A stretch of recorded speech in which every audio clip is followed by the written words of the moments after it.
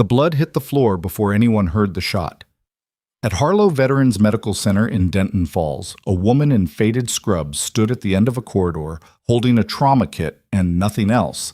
No badge, no access card, no job. They'd taken all of that 2 hours ago.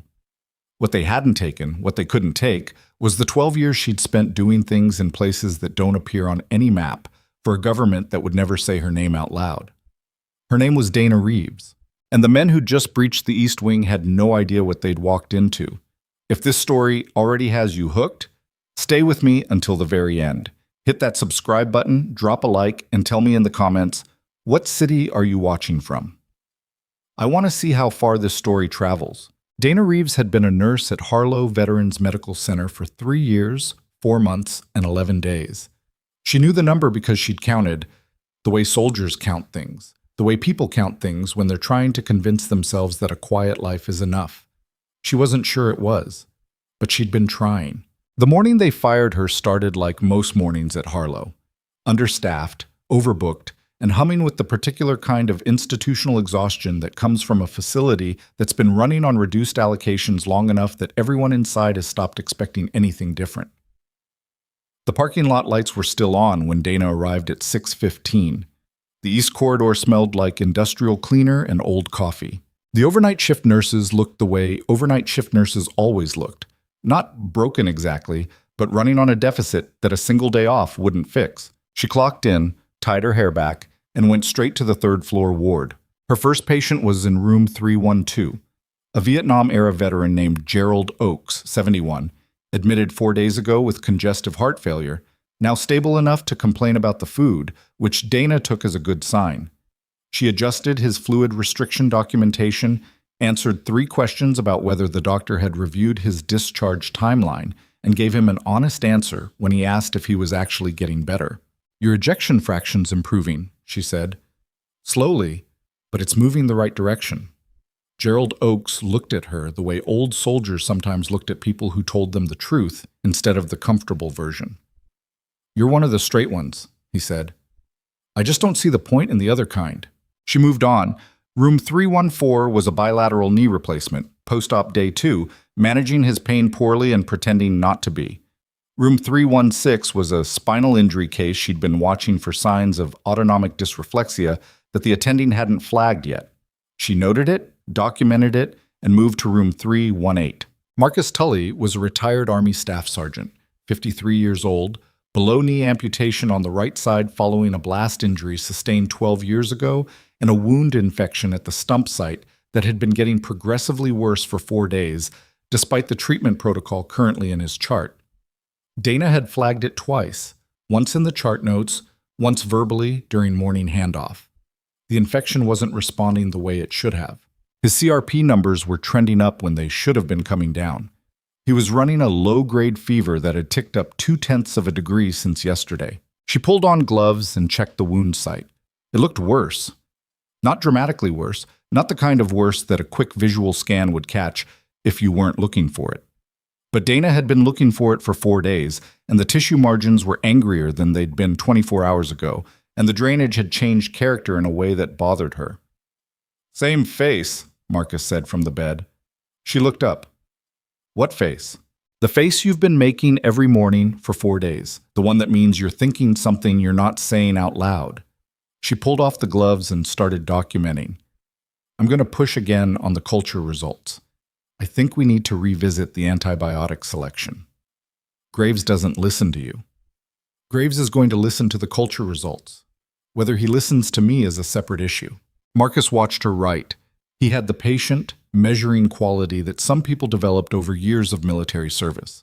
The ability to wait without agitating, to observe without demanding. "You flagged this twice already," he said. "What makes you think the third time's different?" "Because I'm going to be more specific about what I think is happening."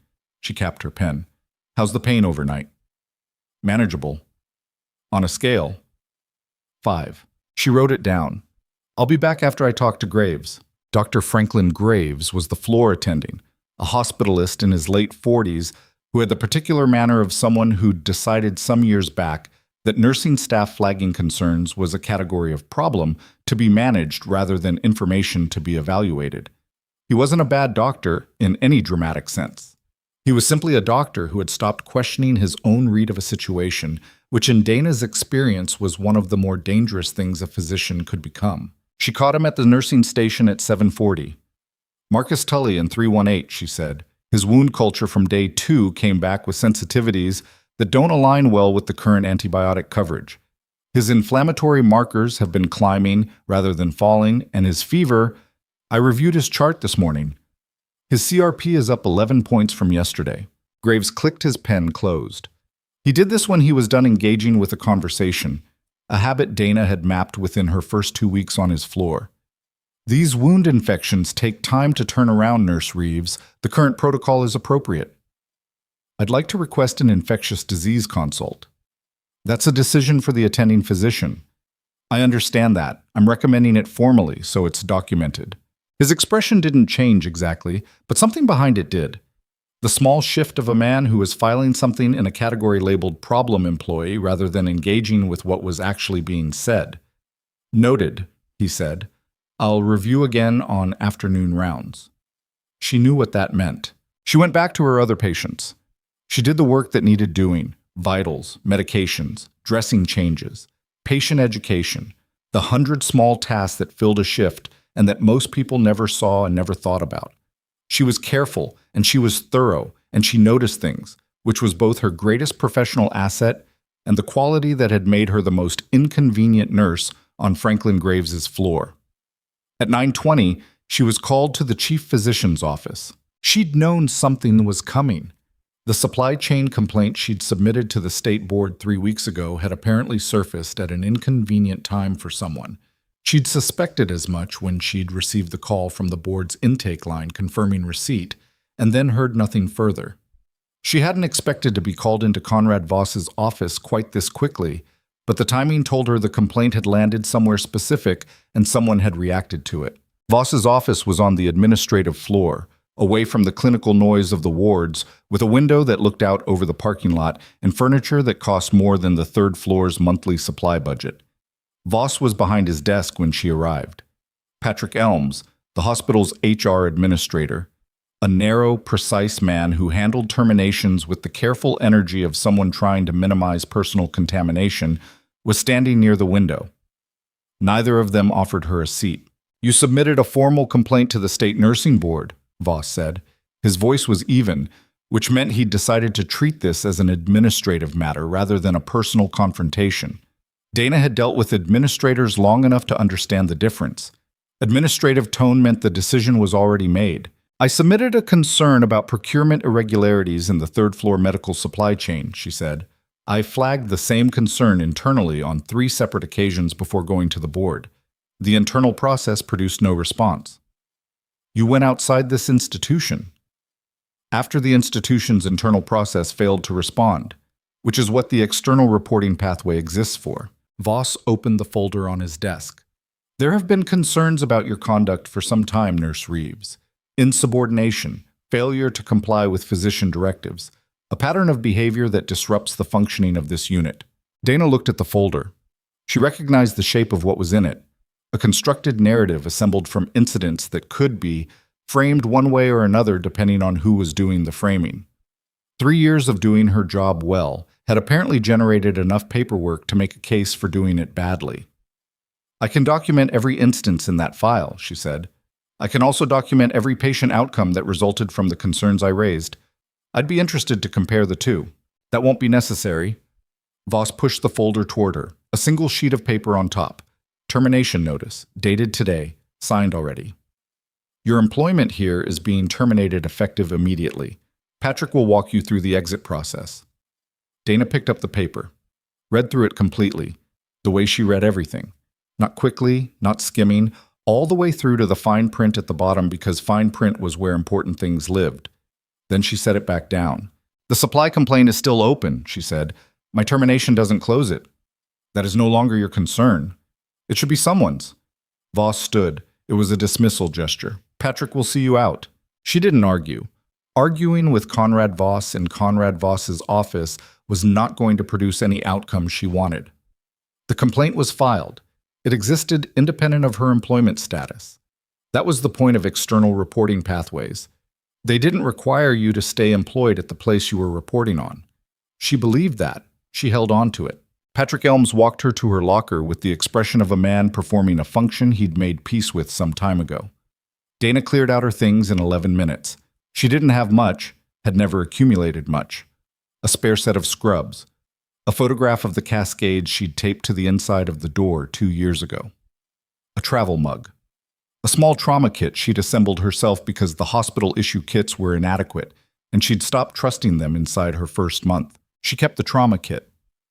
Patrick didn't say anything about it. He collected her badge, her access card, her parking permit.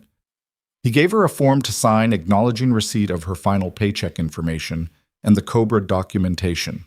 She signed it. "I'm sorry," he said. She looked at him. He almost meant it.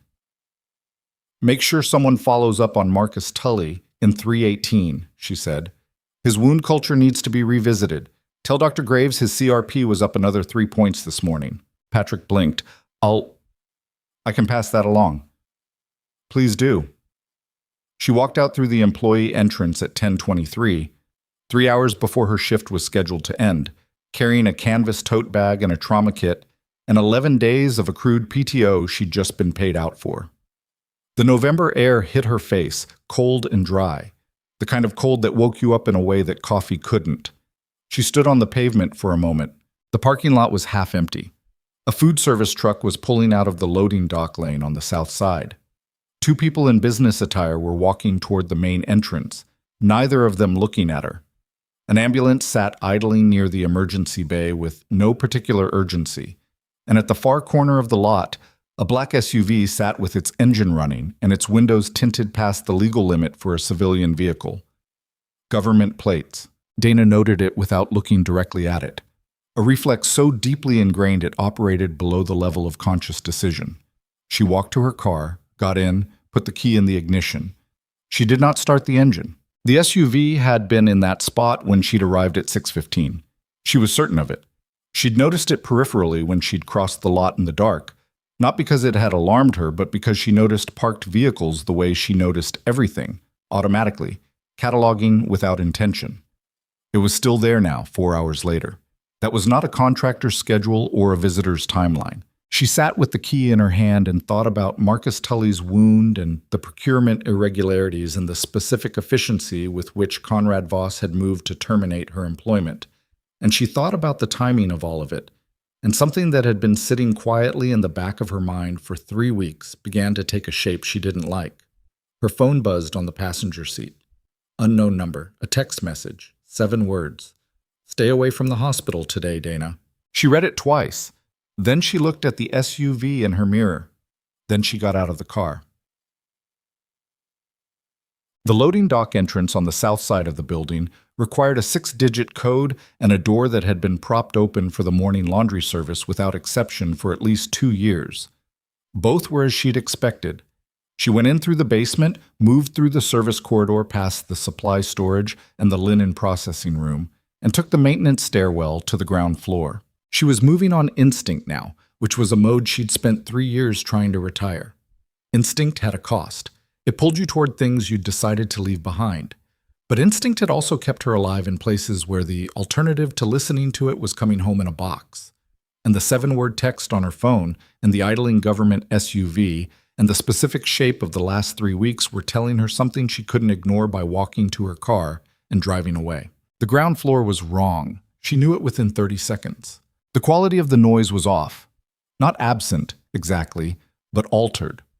There was sound, the PA system, and the distant roll of a cart, and someone talking somewhere down the west corridor, but beneath it was something she recognized and didn't want to, the held-breath stillness of a space that has been deliberately changed. The security desk near the main lobby was empty. Not the normal between-shift empty, but gone for a reason empty. The guard who'd been there when she clocked in at 6:15 was not at his post, not on a visible round, not anywhere. A nursing aide was moving fast toward the elevator bank with her head down, shoulders tight. Dana touched her arm, and the girl startled badly. "Hey," Dana said. "What's happening?" The aide was maybe 22 and she was scared, and she was trying not to look it. "I don't know, someone..." There were men on the second floor, someone said, and security told everyone to stay at their stations. But all the security went to the East Wing, and I haven't seen any of them since. And how long ago? 20 minutes? Maybe longer. All of them? Every security officer went east? That's what they said. All of them. Dana released her arm. Find the break room on this floor. Go now. Lock the door if you can and stay there until someone you recognize tells you it's clear. Don't open it for anyone you don't know. The aide stared at her. Who are you? Go, Dana said. The aide went. Dana moved toward the east wing. She took the east stairwell because the elevators were a trap and because stairwells gave her a geometry she could work with, verticality, limited angles, choke points she could use in either direction. She went up one flight and stopped at the first floor landing because she heard voices above her that weren't hospital voices. Two men.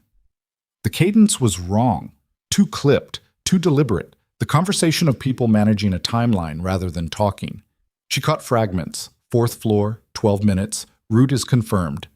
Then the unmistakable sound of a weapon being checked, the specific mechanical sound of a magazine being seated that you didn't mistake for anything else once you'd heard it enough. She cataloged. 2 armed individuals, east stairwell, ascending. Her position, 1 floor below, undetected. Her assets, 1 trauma kit, no weapon, 12 years of training that lived in her body independent of whether she wanted it there, and a building she knew better than the people who currently occupied it. She went up behind them at a distance, tracking by sound, and let them move ahead of her to the 4th floor. The 4th floor east ward had been cleared. Not evacuated in any official sense. The monitors at the nursing station were running. A half-eaten lunch sat on the desk.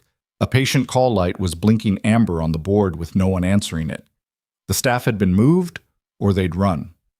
Either way, they were gone, and the corridor had the specific, unnatural quiet of a space that had been emptied deliberately. The secure recovery unit was at the far end of the corridor. She knew about it the way she knew about things she wasn't supposed to know about. Not from anyone telling her, but from paying attention over 3 years to which rooms got which treatment, which corridors got quietly locked on certain days, which supply deliveries came at odd hours with clipboards she wasn't allowed to see. The unit existed. It held people who were here under arrangements that didn't appear in the public patient registry. The door to the unit was propped open with a fire extinguisher. She recognized that immediately for what it was. Someone had activated the fire protocol override, which dropped the magnetic lock. That required specific building access, specific knowledge of the control system, and specific intent. This wasn't opportunistic. This was planned, and it was planned by someone who knew the building. 2 men were visible at the entrance to the unit, positioned on either side of the door frame with the practiced stillness of people who'd been told to hold a position. Both armed. Both watching the interior, not the corridor, which meant the asset they were protecting was inside rather than something they were preventing entry to. Dana moved to the supply room adjacent to the unit. She knew from 3 years of retrieving supplies that the wall between the supply room and the secure unit shared an HVAC junction panel, a design artifact from the building's expansion that nobody had thought was relevant to put in the security assessment. She thought it was relevant now. The panel was 11 inches across and ran along the shared wall. She opened it, assessed the crawl space beyond, and went in. It was not comfortable, and she didn't need it to be. 30 feet, 1 junction turn, and she came out above a drop ceiling tile directly above the interior of the secure unit. She looked down through the gap. 3 beds, 2 empty. The third held a man in his mid-50s with a gunshot wound dressing on his left shoulder. The dressing was proper field work, competently applied, which meant he'd had medical attention somewhere before arriving here. He was unconscious. His monitor showed blood pressure low but holding, heart rate in an acceptable range, oxygen saturation at 94%. 2 armed men stood in the room, and between them was a third man who was not a mercenary.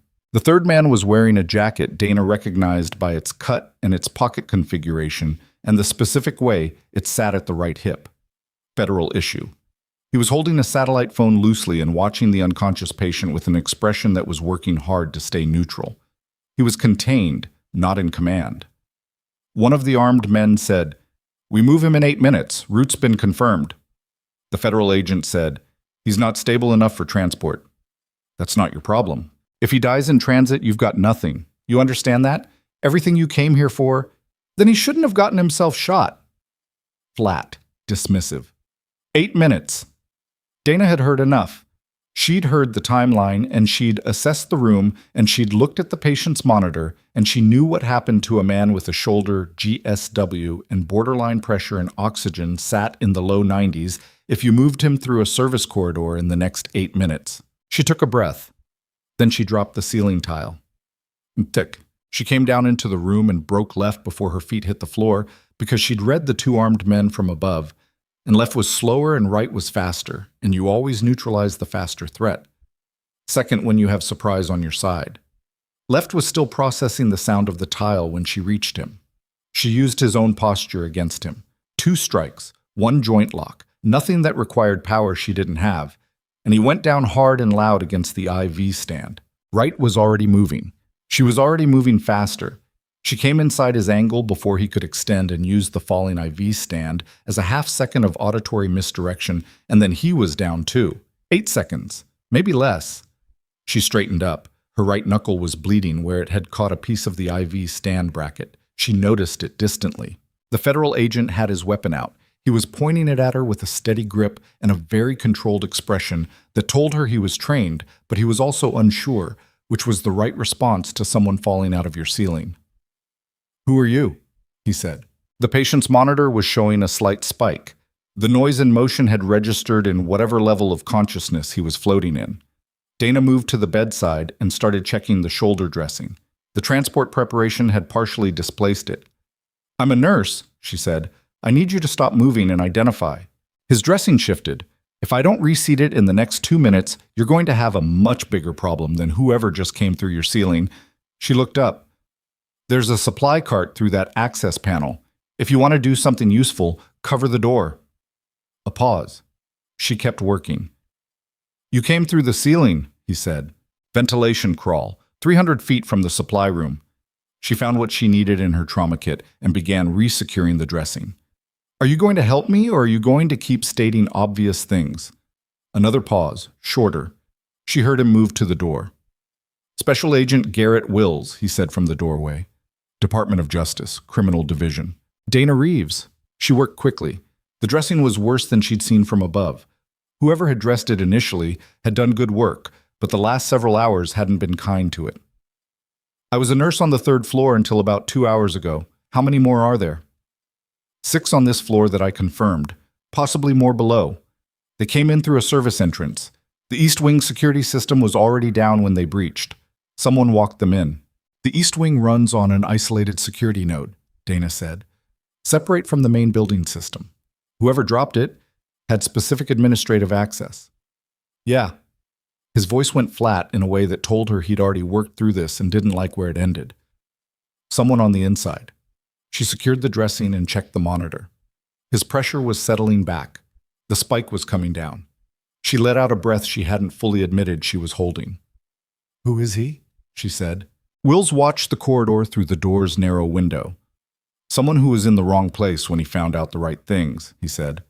"And now there are people who'd rather he not get a chance to repeat them." "Repeat what?"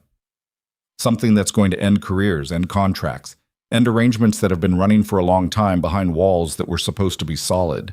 He glanced back at her. "The kind of thing people kill to keep quiet." Down the corridor, something hit a door hard. Not a single impact, but a sustained one, the specific repeated percussion of a breach in progress. Then a second sound from a different direction, lower in the building, a deep concussive thud that she felt more than heard. Both of them heard it.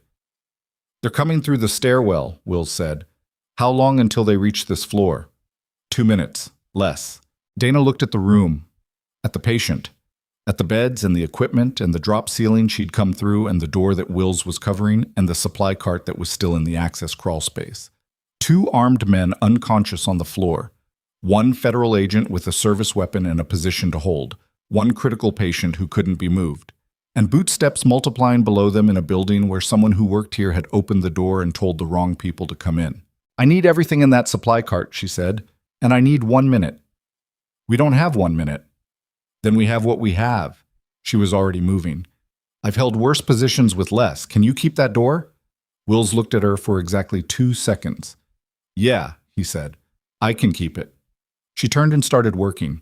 Somewhere below them, in the basement level of Harlow Veterans Medical Center, the power died, and the hospital went dark floor by floor, the lights extinguishing in a wave that moved upward toward the fourth floor like something rising. The darkness came fast and mean, not the gradual dimming of a system powering down gracefully, but a hard cut. 1 second fluorescent, the next nothing. And in the half second before the emergency generators kicked in, Dana was already moving by memory. She knew this room. She'd pulled supplies from the adjacent cart. She'd mapped the bed positions from above before she dropped. She knew the door was 11 feet to her left and the unconscious patient was 4 feet directly ahead, and the 2 men she'd put down were on the floor between her and the far wall. She didn't need light for any of that. The generators came on at about 30%.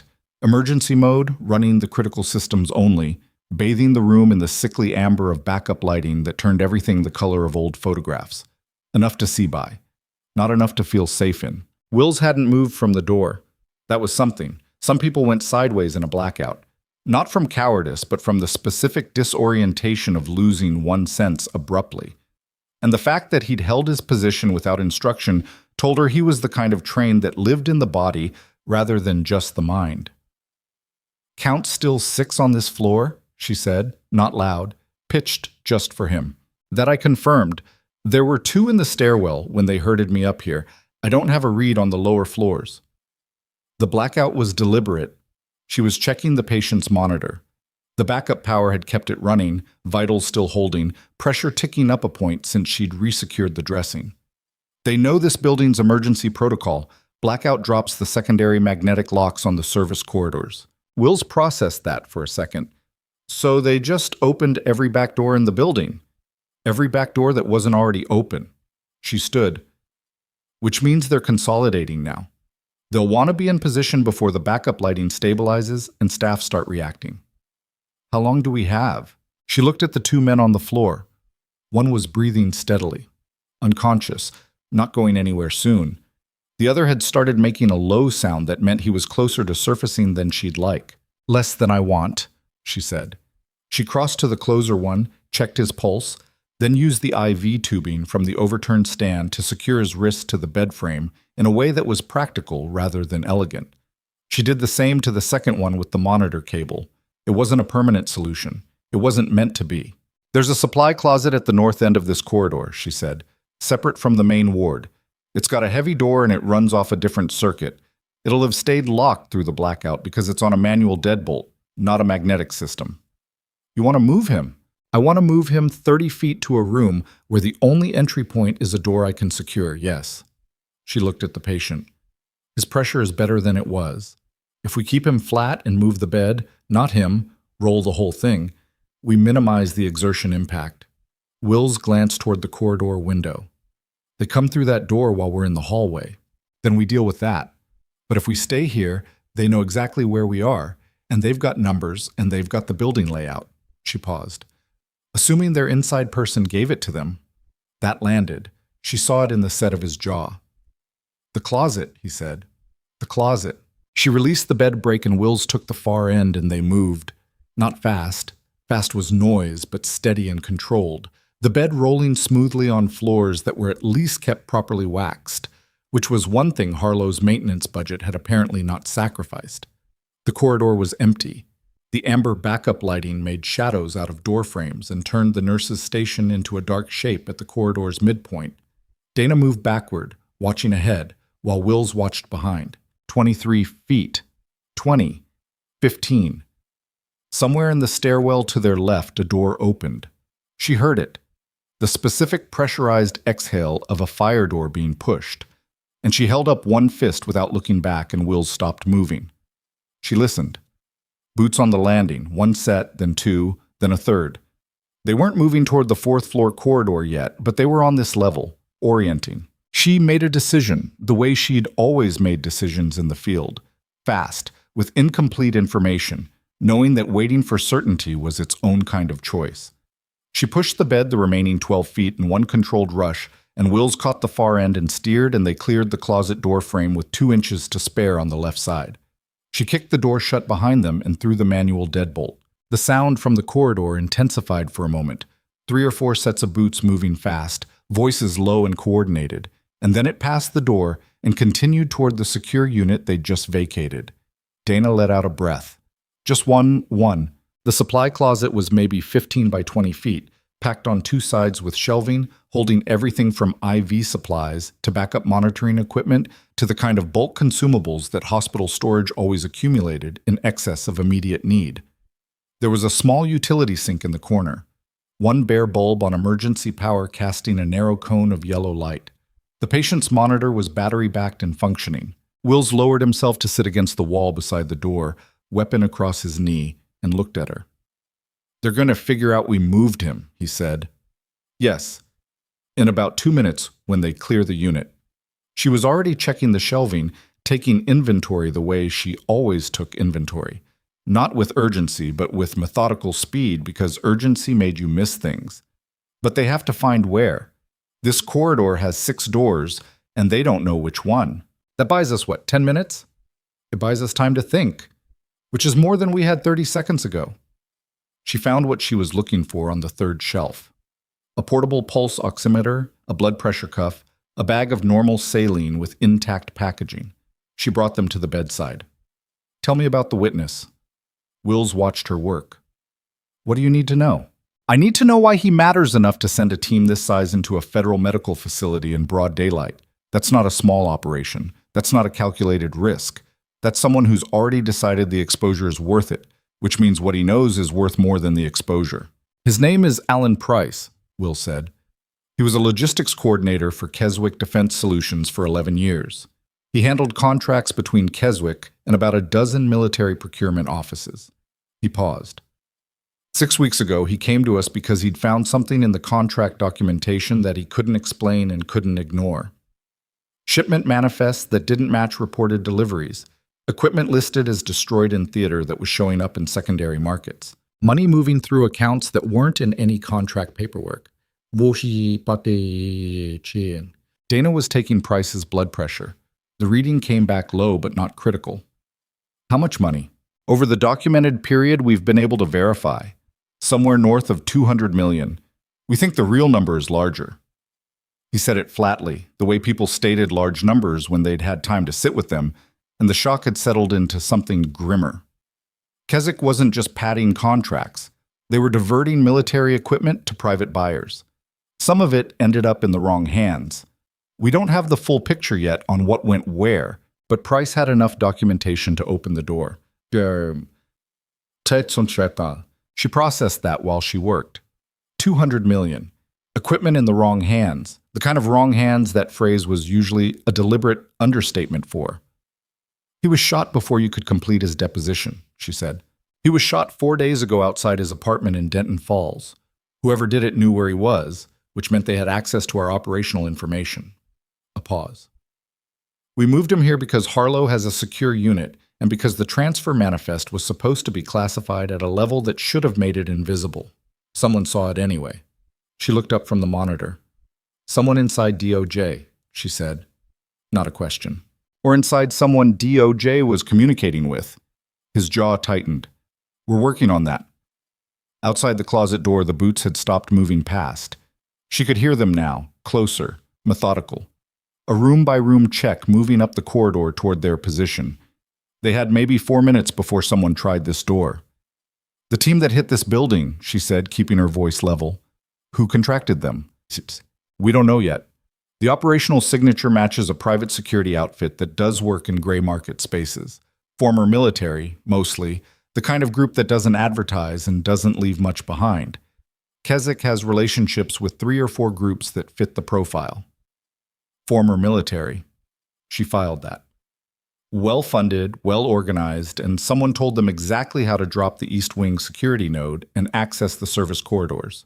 Which brings us back to the inside problem. She agreed. She hung the saline bag from the shelving bracket above the bed and started the line, adjusting the drip rate with the automatic precision of someone who'd set IV lines in conditions considerably less comfortable than a hospital supply closet. Price's color was marginally better. Not good, but better. "You said you were a nurse here until 2 hours ago," Will said. "What happened 2 hours ago?" "They fired me." He looked at her. For what? For submitting a formal complaint about procurement irregularities in the third-floor supply chain. She kept her eyes on the drip chamber. I flagged it internally 3 times.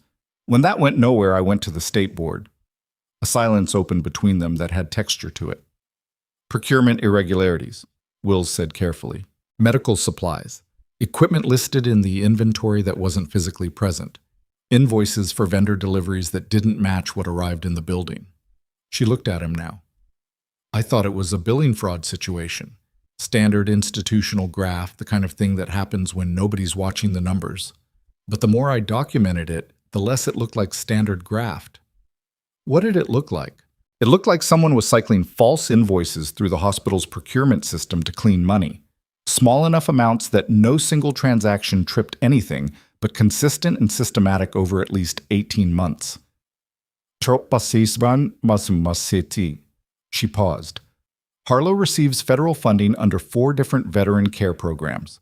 The procurement system runs through accounts that are partially federally audited. If you were running a money-cleaning operation and you wanted cover that looked legitimate and had built-in federal oversight gaps, a veteran's hospital procurement chain isn't a bad choice. Wills had gone very still. You documented this, he said. Everything I could access. I submitted it with the complaint. The board's intake line confirmed receipt 3 weeks ago and then went quiet, which is...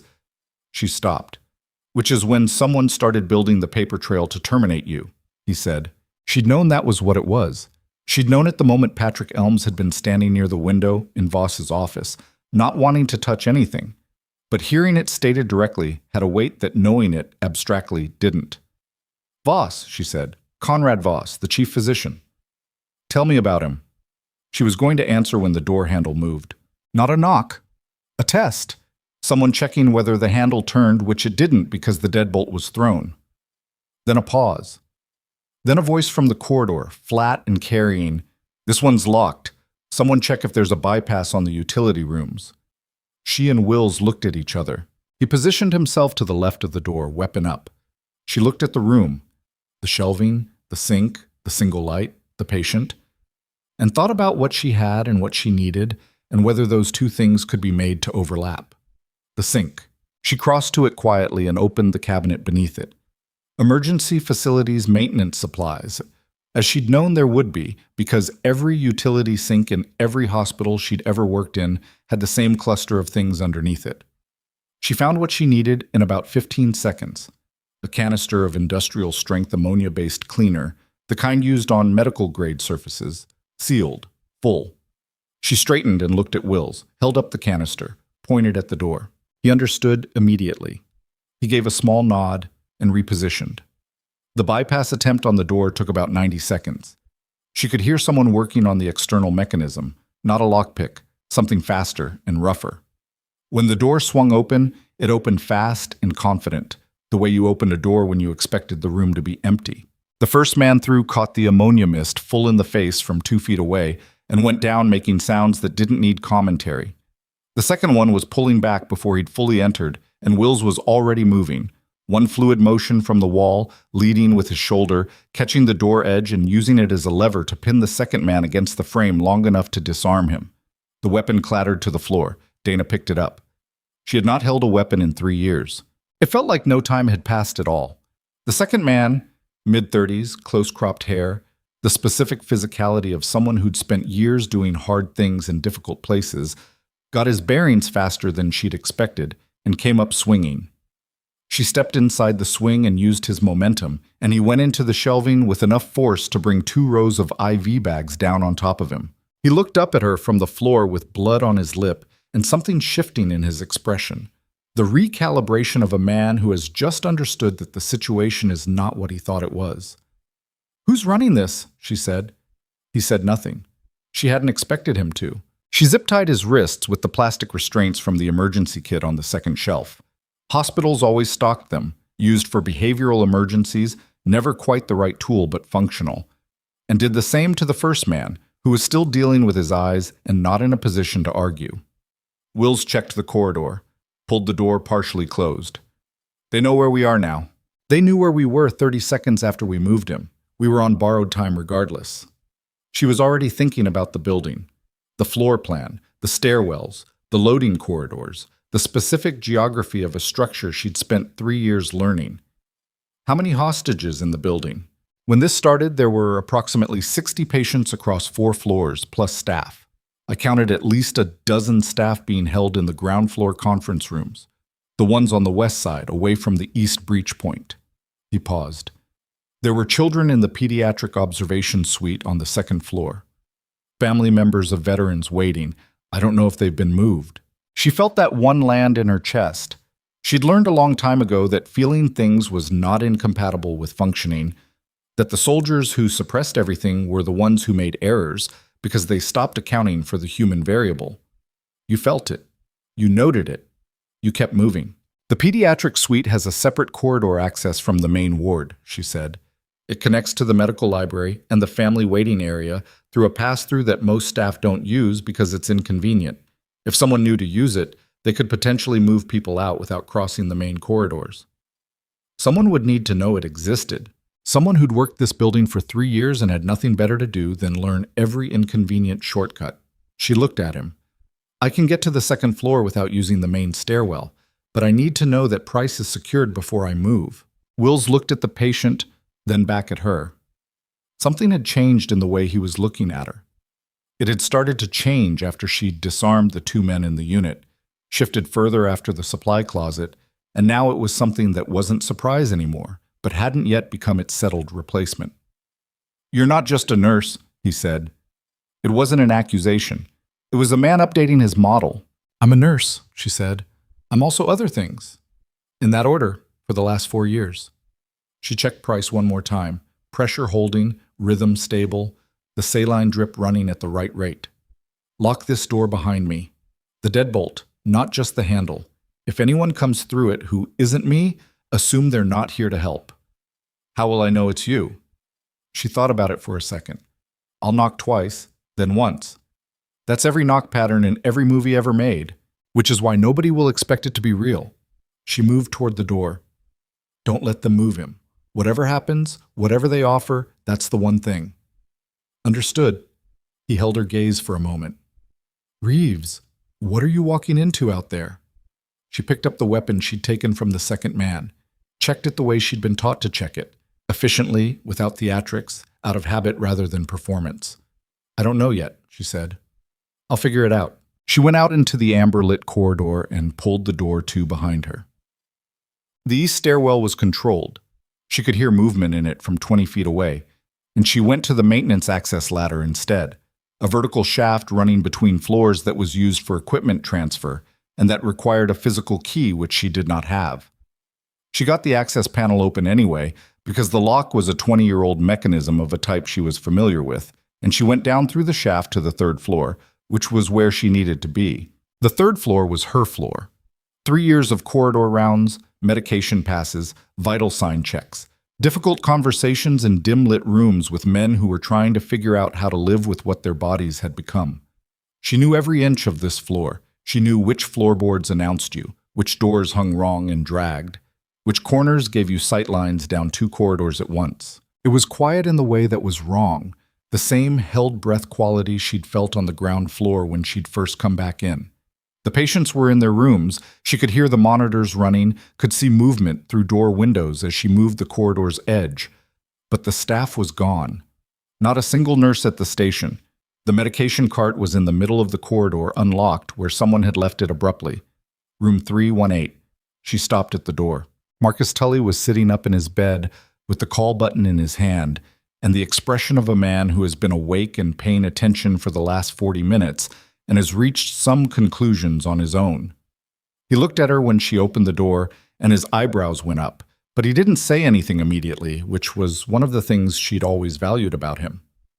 Reeves, he said finally, they said you got fired. This morning, I came back. She moved into the room and checked the corridor window. Clear for now. Are you all right? Nobody's come in here in about an hour. I heard some things I couldn't identify, and then the lights went out. He looked at the weapon in her hand. I'm going to assume that's related. You need to get out of this bed. He looked at her. My leg. I know about your leg. You can bear weight on the right side if you have support. I've watched you do it during PT. She was already crossing to him, already moving the saline line to a portable pole she'd spotted in the corner. There are armed men in this building who are not hospital staff. They came in through the east wing and they have people on the inside who help them. I need to move you and anyone else on this floor to a position that's more defensible before they start doing a systematic sweep. Marcus Tully was a man who had been in situations that required fast decisions on incomplete information. He recognized the category. He swung his legs over the side of the bed without further argument. How many of them? Unknown at this point, at least 8 confirmed on the upper floors, possibly more below. And you've been up there alone. Not entirely alone. She helped him to standing. He bore the weight, grimacing but upright. There's a federal agent on the 4th floor. He's holding a position. What about the others? Staff, patients? Staff are being held on the ground floor, west side. Patients appear to be in their rooms on this floor. I need to know who can move and who can't. She looked at him directly. And I need someone who knows how to hold a door if it comes to that. Marcus steadied himself. He was a big man. Had been bigger before the injury took some of the mass from him, but still substantial, still carrying the particular bearing of someone who'd spent years operating in difficult circumstances. He looked down at his leg, then up at her. I'm not going to be running any marathons. I don't need marathons. I need someone to stand in a doorway and look convincing. She handed him the IV pole to use as a support. Can you do that? I've done it before under worse conditions. He tested his weight. What's the plan? There's a patient lounge at the end of the north corridor. It's a corner room, 2 exits, good sight lines on the approach from the stairwell. If I can get the ambulatory patients there and keep them quiet, they're off the primary search paths. And the non-ambulatory. Working on that. She moved toward the door. Stay here for 2 minutes. I'm going to check 316 and 314, and I'll come back. She moved fast through the corridor, room to room. The spinal injury case in 316 was awake and frightened and not able to stand, which was a problem she bracketed and didn't solve yet. Room 314, the post-op bilateral knee, was in pain but ambulatory if she supported him. Gerald Oakes in 312 was the one that stopped her. He was standing at his door when she got there, dressed in his patient gown and slippers, looking at her with the calm of a man who'd decided the situation was what it was. Heard you coming from 2 rooms down, he said. Moving fast, something's wrong. We need to get you to the north lounge. Can you walk? Can walk just fine. He glanced at the weapon she was still carrying. How bad? Bad enough that I'm carrying that, she said. Let's go. She moved 4 patients to the north lounge in 12 minutes, which was not clean or fast by anyone's standard. The bilateral knee patient stumbled twice, and she caught him once, and the corridor between 314 and the lounge felt extremely long. But she got them there, got them settled in the corner, away from the windows, got the second exit propped barely open so it wasn't a trap, and then she went back for the spinal case. She was halfway back down the corridor when she heard the stairwell door open. Not the maintenance shaft. The main stairwell, the fire door coming open with that pressurized exhale she'd heard before. And then the voices. Not trying to be quiet now, which meant they'd shifted from covert to something else, which meant something had changed in the building she didn't have information about yet. She pulled back to the alcove near the medication cart and listened. 2 men, from the sound of it, moving into the 3rd floor corridor.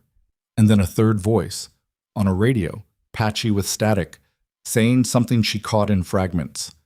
Medical staff, ground floor, refusing to cooperate. Director's been notified. He says proceed with the secondary. Director. She went cold in a way that had nothing to do with the temperature. She'd heard that word in specific contexts before, not as a title for a hospital administrator, but as a descriptor for someone running an operation. And the director's been notified meant there was a named specific individual at the center of this who was receiving updates in real time. She thought about Conrad Voss in his office with his pressed white coat and his parking lot view and his folder of manufactured concerns. She thought about the supply chain complaint and the timing of her termination. She thought about the specific knowledge that someone would need about this building's security systems to do what had been done here tonight. She thought about the 3 weeks between her complaint and today, and about all the ways a man in Voss's position could have spent 3 weeks preparing. The 2 men were moving up the corridor away from her now, checking rooms. Checking rooms meant they hadn't found what they were looking for yet, which meant they either didn't know the patients had been moved or they were doing a systematic sweep regardless. She waited until they turned into the first room, then moved. She went back to 316, got her arms under the spinal injury patient, a young veteran named Teague, 26, both legs partially paralyzed, who looked at her with wide eyes when she came in and said absolutely nothing when she told him what she needed from him. He put his arms around her neck, and she lifted and they moved. It was not comfortable for either of them. She didn't hear any complaint from him, and she didn't offer any from herself. The men were in 314 when she passed it. She heard them, heard the sounds of drawers and cabinets being searched, heard one of them say something about a list. She kept moving. Smooth and unhurried, the way you moved when stopping was not an option. She got Teague to the lounge and got him onto the sofa in the corner and straightened up with a pain in her lower back that she noted and ignored. Marcus was watching her from his position near the secondary exit. He'd found something in the lounge, a heavy fire safety manual, which wasn't a weapon in any conventional sense but was solid and substantial. And he was holding it the way a man held something when he'd decided he would use it if necessary. "2 of them on this floor," she said quietly. "Moving north. They'll reach us in about 4 minutes. "1 exit's covered," Marcus said. "I need the other one." She looked at the room. 6 patients, the south exit, the north exit that Marcus was covering, the single window overlooking the parking lot 3 floors below.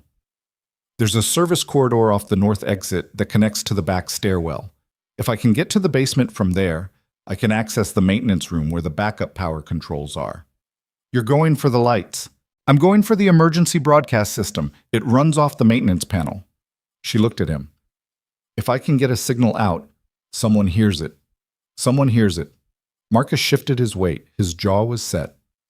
"Go," he said. "I've got this door." She was already moving.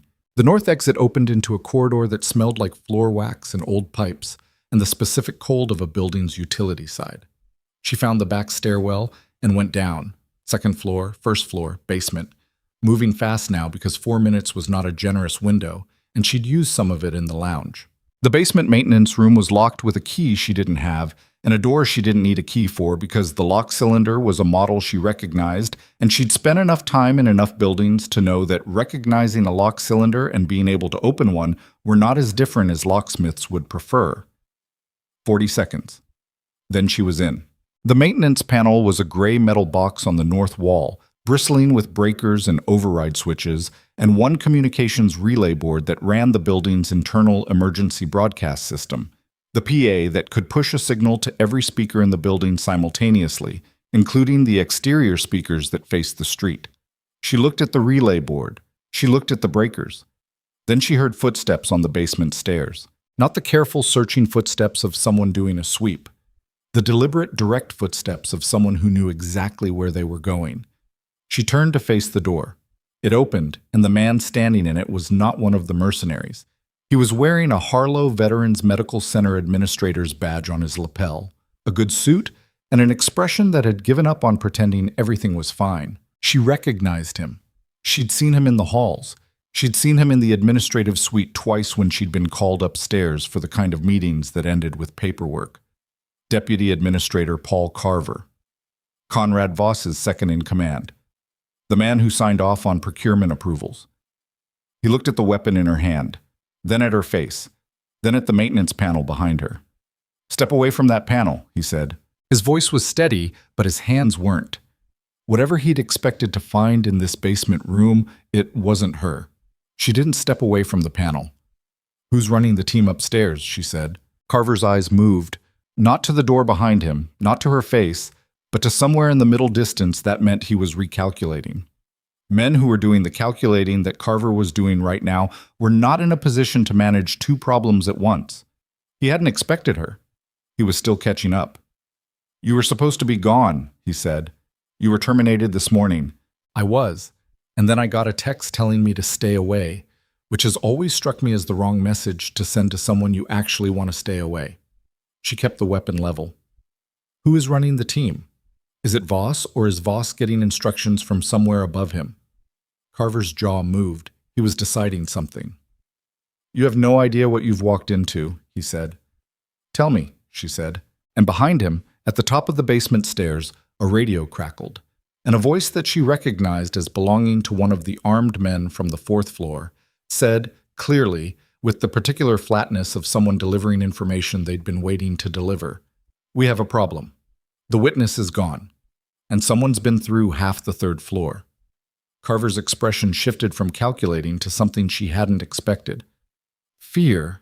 The fear on Carver's face lasted about 3 seconds before he got it under control, which told Dana two things. He was trained enough to manage his expressions, and whatever he'd just heard on that radio was bad enough that 3 seconds was the best he could do. She didn't give him time to finish recalculating. "Close the door," she said. He didn't move. "Close it, or whoever's at the top of those stairs comes down and finds us both, and I don't think that's what you want any more than it's what I want." She kept the weapon level. "Close the door, Carver." He reached back and pushed it shut. The radio crackle cut off mid-sentence. The maintenance room was small and poorly lit and smelled like machine oil, and the particular mustiness of a space that only got visited when something broke. She was aware of the panel behind her and the door in front of her, and the weapon in her hand, and the fact that Paul Carver was a man who'd just had his operational picture collapse on him in real time, which made him unpredictable in ways that a committed adversary wasn't. Unpredictable was its own kind of dangerous. "Sit down," she said. She gestured with the weapon toward the floor against the near wall. Not a chair, not a comfort option. The floor, because people on the floor were slower to act than people standing, and she needed the half-second margin. "Now," he sat.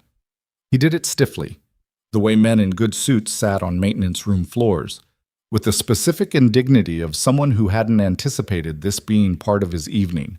His hands were shaking slightly. Not from fear of her, she thought, from the larger architecture collapsing.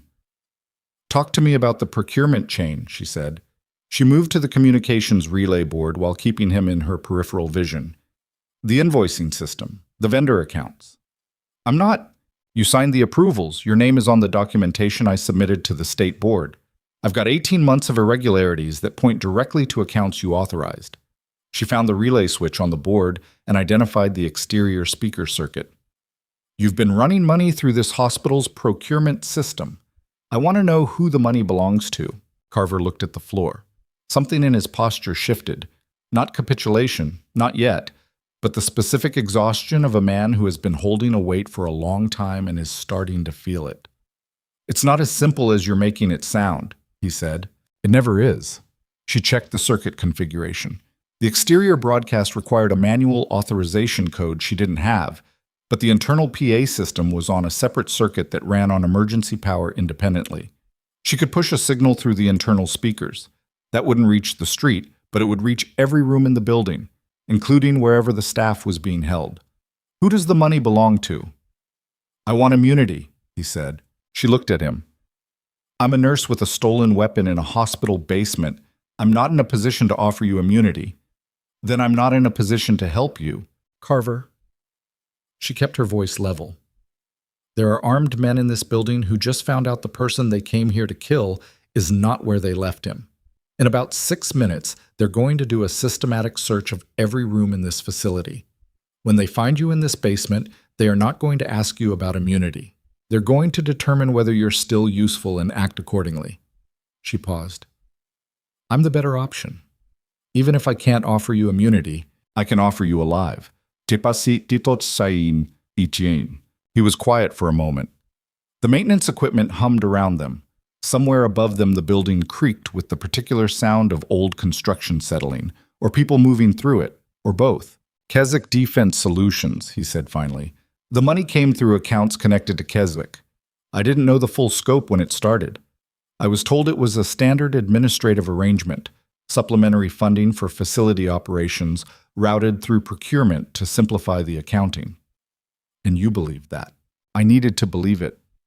He said it without self-pity, which she found more disturbing than if he'd been defensive about it. "This facility has been operating on 63% of its required federal allocation for 4 years. Do you know what that means in practice? It means equipment that should have been replaced in 2019 is still running. It means staffing ratios that put patients at risk. It means we lose good people because we can't pay them what they're worth." His hands had stopped shaking. "When someone offers you money, and the only condition is that you don't ask where it comes from. You make a choice. You made a bad one. Yes. Who at Harlow knew beyond you and Voss? He looked up at her.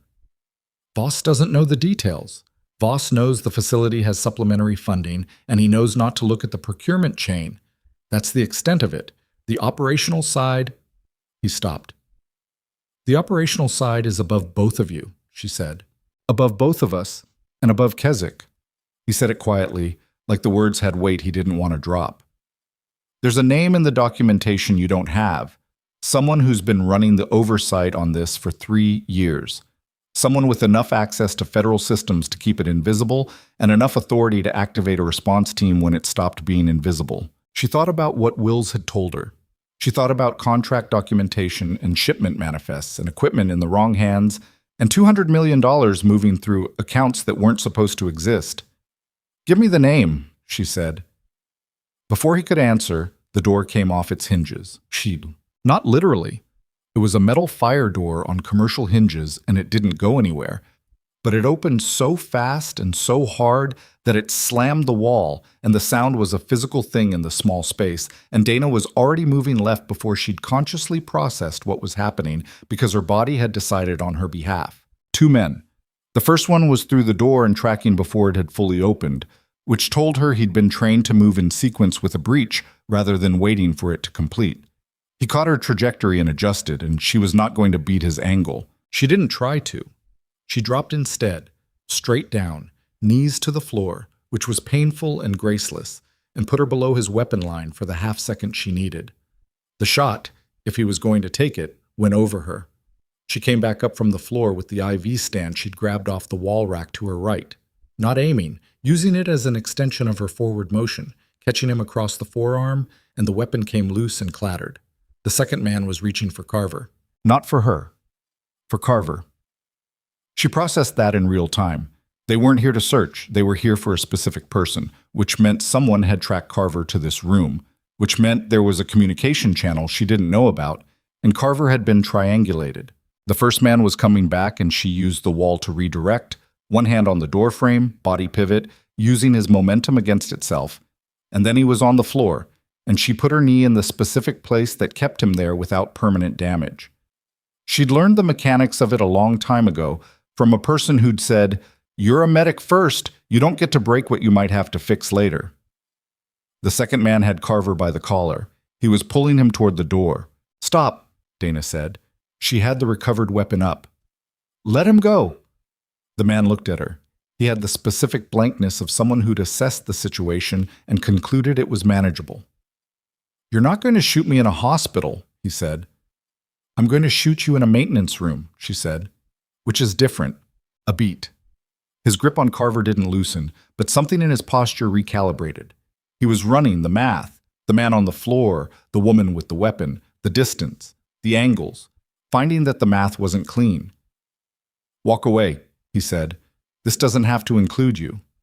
It already includes me. They fired me this morning specifically because it includes me." She kept the weapon level.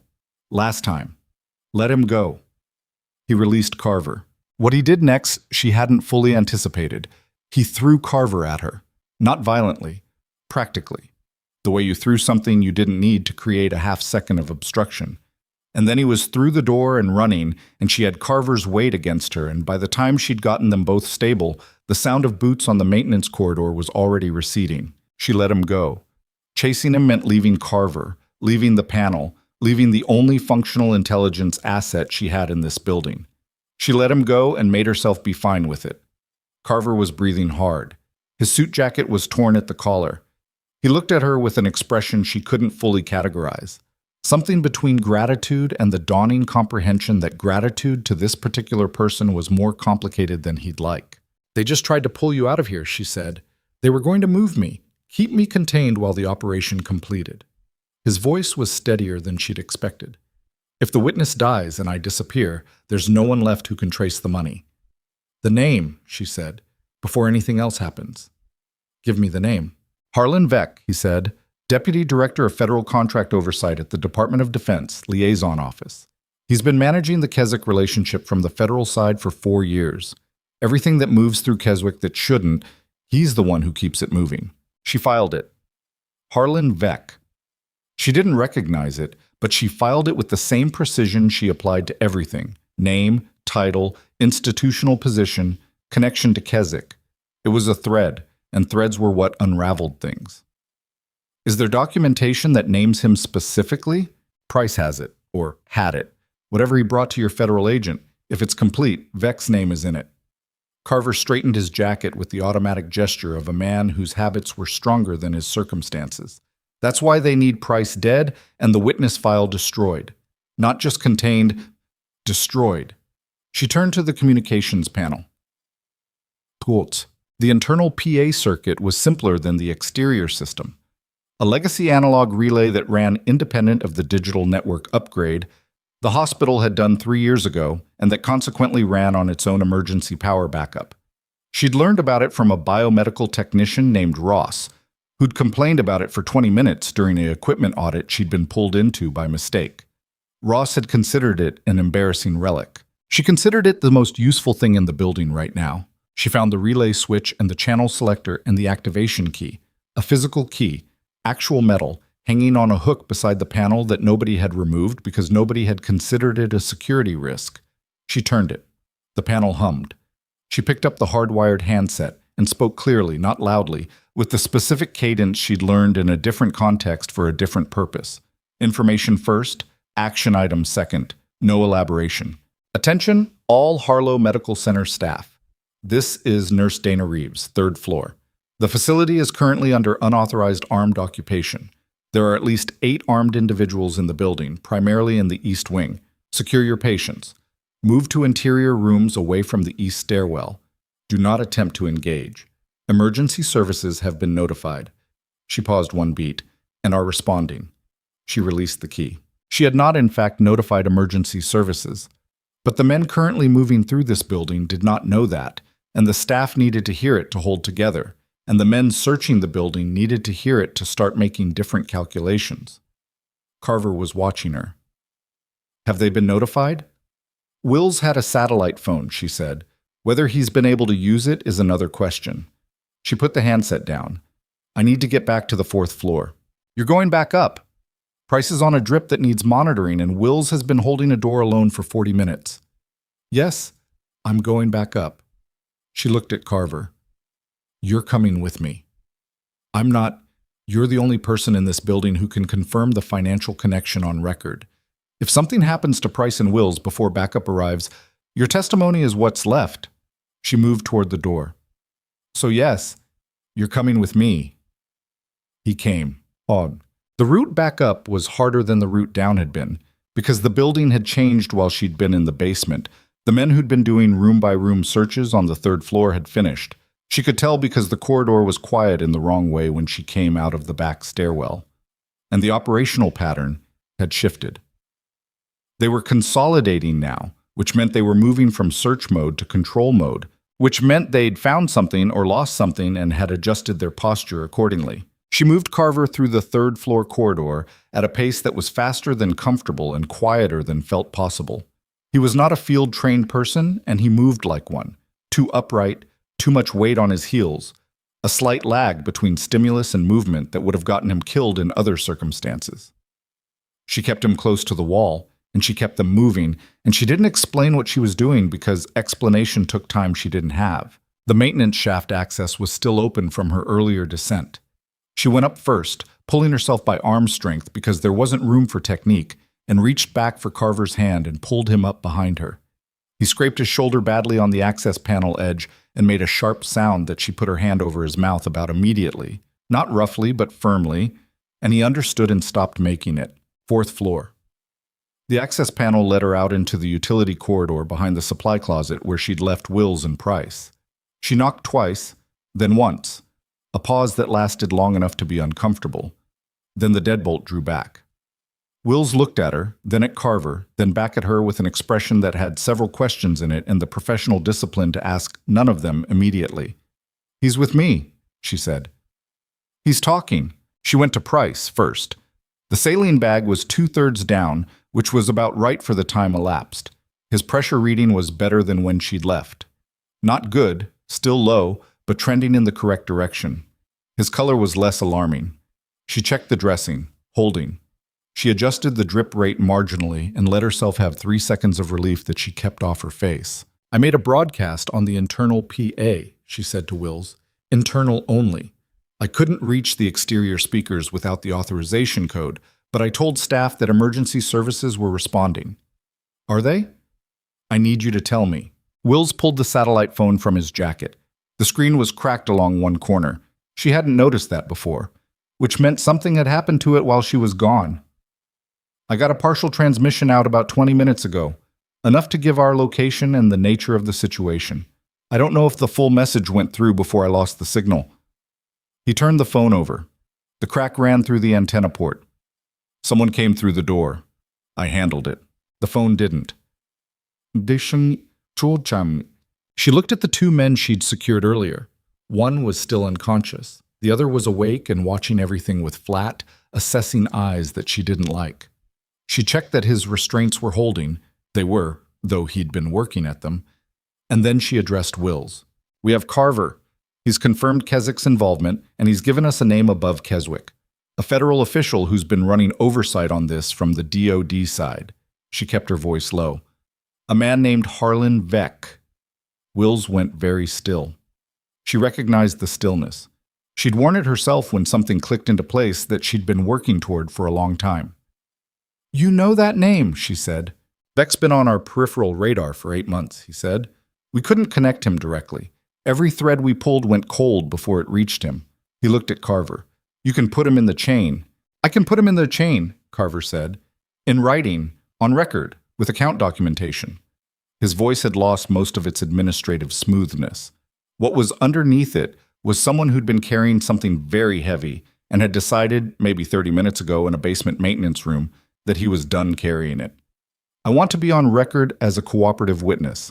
"That's not my call," Wills said, "but cooperative witnesses fare better than non-cooperative ones. That much I can tell you." The man on the floor, the awake one, the one who'd been watching, said, "None of this matters." All 3 of them looked at him. He said it without inflection, the way people stated facts rather than opinions. "You've got 1 agent, a nurse, and a man who just burned the people who were protecting him. The team lead has already called for reinforcements. There are 12 more people coming into this building in the next 20 minutes. You have nowhere to go with the witness, your communications are broken, and the people who run this operation have been managing exposure for 4 years." He looked at Dana specifically. "Walk away, both of you. Leave the witness, leave this room, and walk away. Nobody follows you."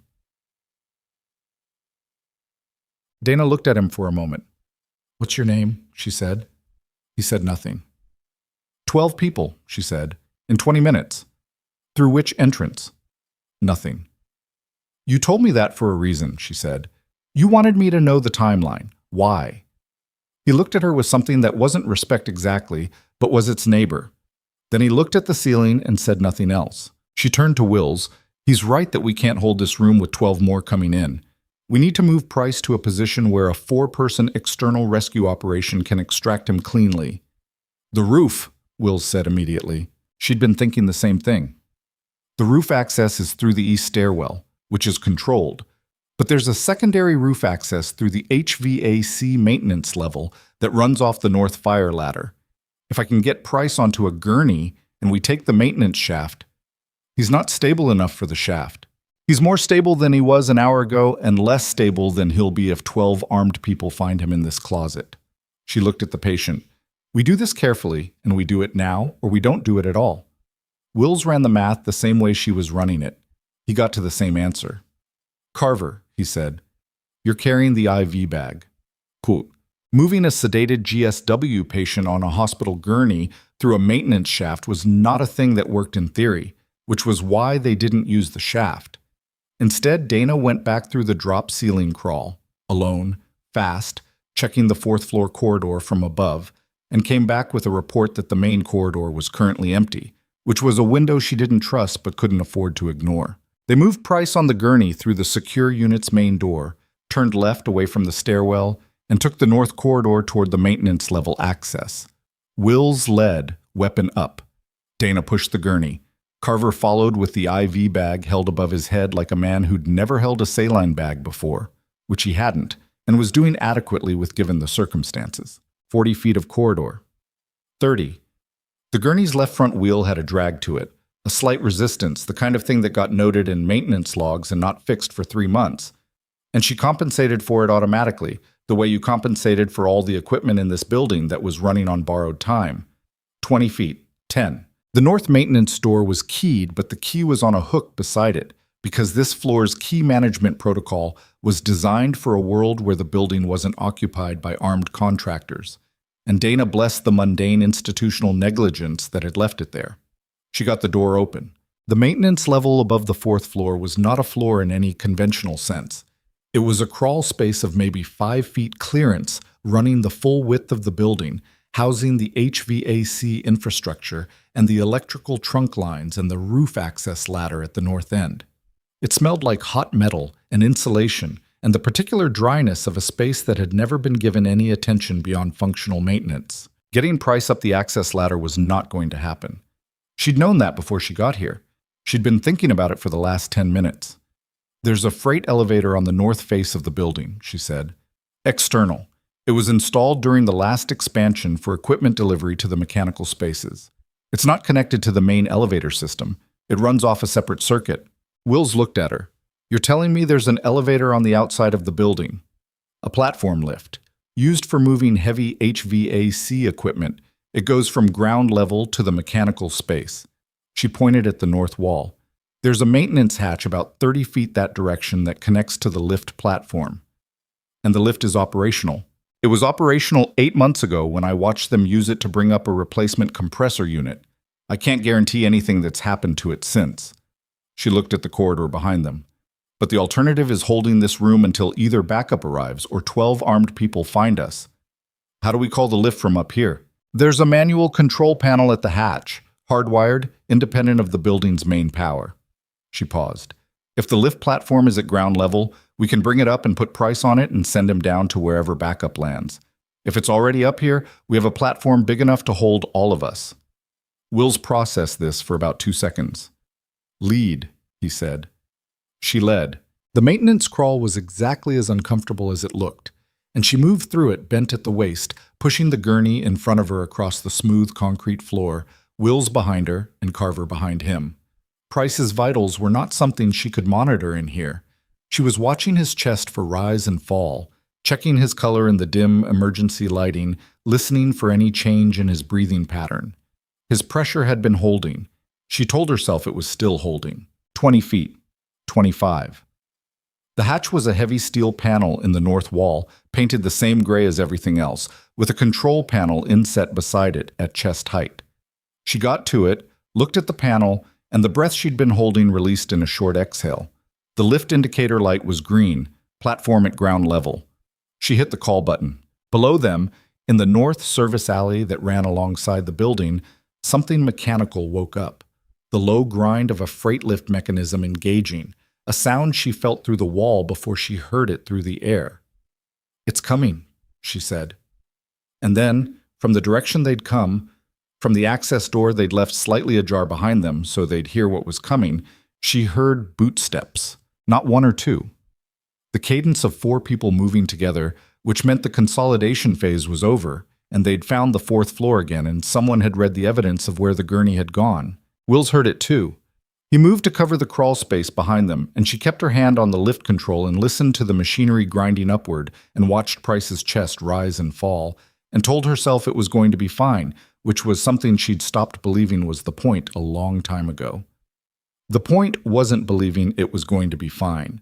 The point was acting as though it might be until you had evidence otherwise. The lift platform arrived at the hatch level with a dull mechanical clunk. She got the hatch open. Cold air poured in. Real outside air. Night air. The sharp November cold that was entirely different from the recycled institutional atmosphere she'd been breathing for the last 2 hours. The platform was a steel mesh deck about 6 by 8 feet, mounted to the building's exterior on a rail system, with chest-high safety rails on 3 sides and the hatch on the 4th. She started maneuvering the gurney toward the opening. Behind her, Wills said, "They're in the maintenance access." She didn't look back. She got one end of the gurney through the hatch, felt the cold air hit her face fully, saw the parking lot 3 stories below and the dark tree line beyond the facility perimeter and the empty service alley directly below them, and she pushed. The gurney cleared the hatch, and she went with it, one hand on the rail, getting her footing on the mesh deck, the November air wrapping around her like a shock. "Carver," she said, "get out here." Carver came through the hatch without argument, and she was mildly surprised by him for the second time in an hour. Wills came through last, pulling the hatch shut behind him, and the sound of the boot steps from inside the maintenance crawl became muffled and then inaudible. She hit the descent button. The platform began to move downward. The service alley below was lit by a single security light mounted above the loading dock. Empty. No vehicles, no people, no indication that anyone outside the building knew what was happening inside it. The building's exterior was dark concrete, and the platform descended alongside it with the slowness of heavy equipment designed for freight rather than people. Halfway down, Price moved. Not much. A small shift, a change in his breathing, a tightening around his eyes that meant some layer of consciousness was surfacing. She put her hand on his forearm. "Price," she said quietly. "Alan Price. You're safe. Don't move." His eyes opened. Not fully, halfway, unfocused. The particular glassy quality of someone coming up from sedation and anesthetic shock simultaneously. His lips moved. She leaned in. "Vec," he said. His voice was barely there, a dry rasp. "The transfers, the authorization codes, it's all in the—" "I know," she said. "We know about Vec. It's documented. Just stay still." His eyes moved to her face, struggled to focus. "Who are you?" he managed. "A nurse," she said. The platform reached ground level with a metal clunk, and in the service alley, appearing around the corner of the building from the direction of the main parking lot, were 2 men she didn't recognize, running, not toward them, but in their direction. She raised the weapon. Then she saw what they were wearing, federal tactical vests, and behind them, coming around the building corner, 3 more.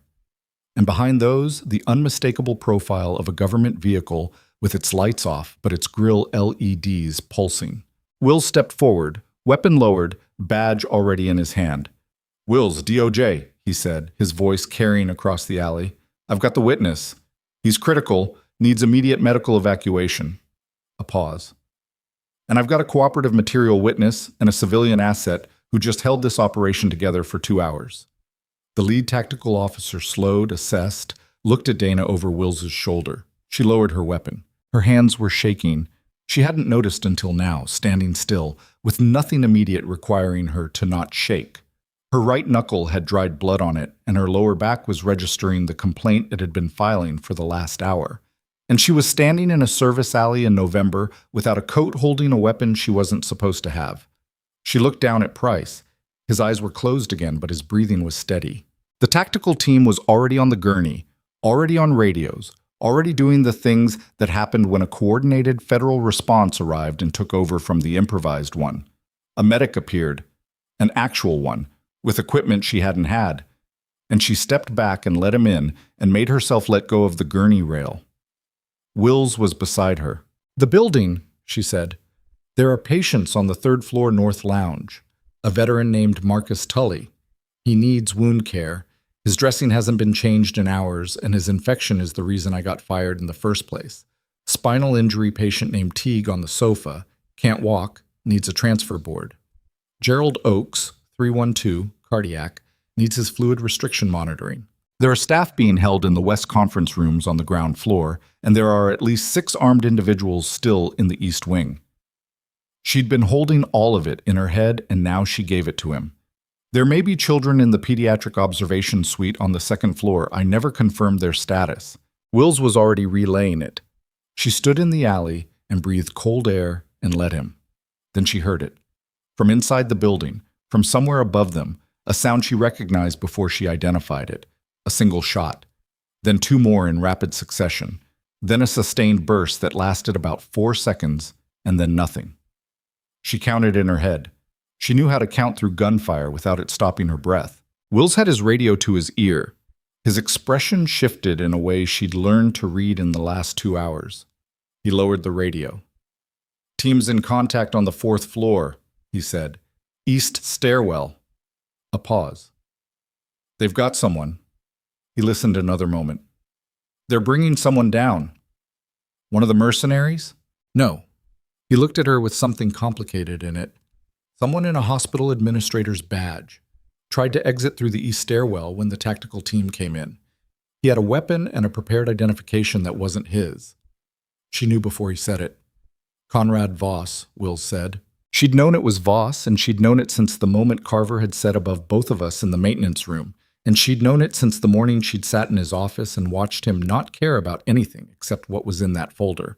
And she'd known it in some quieter way since the supply chain documentation had started pointing somewhere it wasn't supposed to point. Knowing a thing and having it confirmed were different experiences. She stood with the confirmation and let it be what it was. He's the inside access, she said. He's the one who dropped the East security node. It looks that way. Wills watched the building. We're going to need your documentation. Everything you submitted to the state board, we're going to need it. And anything you didn't submit. I have copies, she said. Everything. 3 copies. Different locations. He looked at her. There was something in his expression she'd seen directed at her a few times in the last 2 hours. The look of a person who keeps revising their model and keeps finding the revision inadequate. Who are you? He said. Not unkindly. Genuinely.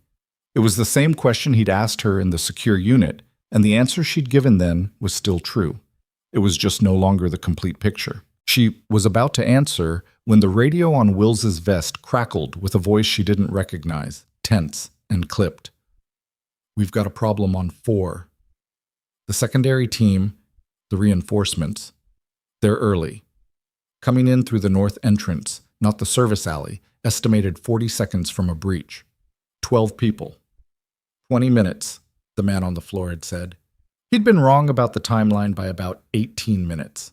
Wills turned to the tactical lead, who was already moving, already redirecting his people toward the north face.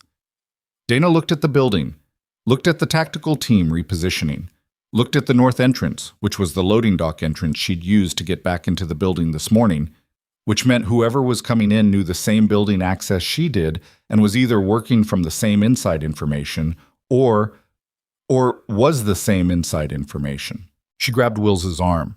The north entrance, she said. The loading dock. It has a manual override on the door lock. It's a physical lever on the interior wall, left side when you're facing out. If you can get someone inside to that lever in the next 30 seconds, you can drop a secondary bar lock that isn't on the building's electronic system and isn't in any blueprint I've ever seen. He stared at her. How do you know that? Because I've been using it to get in and out of this building all day and nobody's noticed. She was already moving toward the loading dock. I can get to that lever in 20 seconds. Get your team to the exterior of the north door. As soon as I drop the lock, they'll need to hold the perimeter. Reeves! She was already running. The loading dock door was exactly where she'd left it, slightly ajar, propped by the same gap she'd used that morning.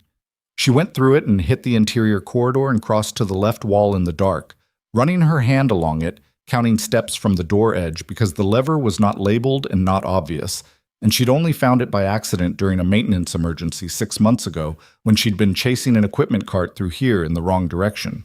14 steps. 15. Her fingers found the lever. A heavy manual bar mounted flush with the wall, painted the same color as the wall, swung horizontal in its rest position. She grabbed it and pulled it vertical. 3 floors above her, through 2 sets of walls, she heard the North Tactical team hit the door. It didn't open. The sound of impact, then voices, not panicked, frustrated, and then the sound of someone trying the handle repeatedly, which was not going to work because the bar lock was not a lock that a handle defeated. She stood in the dark corridor with her hand on the lever and listened to the reinforcement team fail to get through the door they'd expected to walk through, and she thought about how this morning she'd been a nurse who was being fired, and how that hadn't actually changed, and how somehow none of the rest of this had changed it either. She was still a nurse. She was also, apparently, the reason a federal reinforcement team was currently locked out of a building while an extraction was in progress. Her radio. She didn't have a radio. She had a weapon she'd taken off someone and a trauma kit, and 18 months of procurement documentation filed with the state board, and a lower back that was going to require serious attention tomorrow. She needed to find a way to tell Wills's team that the door was holding. She turned to go back to the dock entrance and stopped. Standing in the corridor between her and the dock entrance, backlit by the faint amber of emergency lighting filtering in from the basement access behind him, was a man she had not seen before. Large, relaxed in the way that people who had been doing dangerous work for a long time were relaxed. Not casual, but conserved, the way animals conserved energy between movements. He was holding a weapon, and it was pointed at her. "Nice trick with the lock," he said. "You want to open it back up now."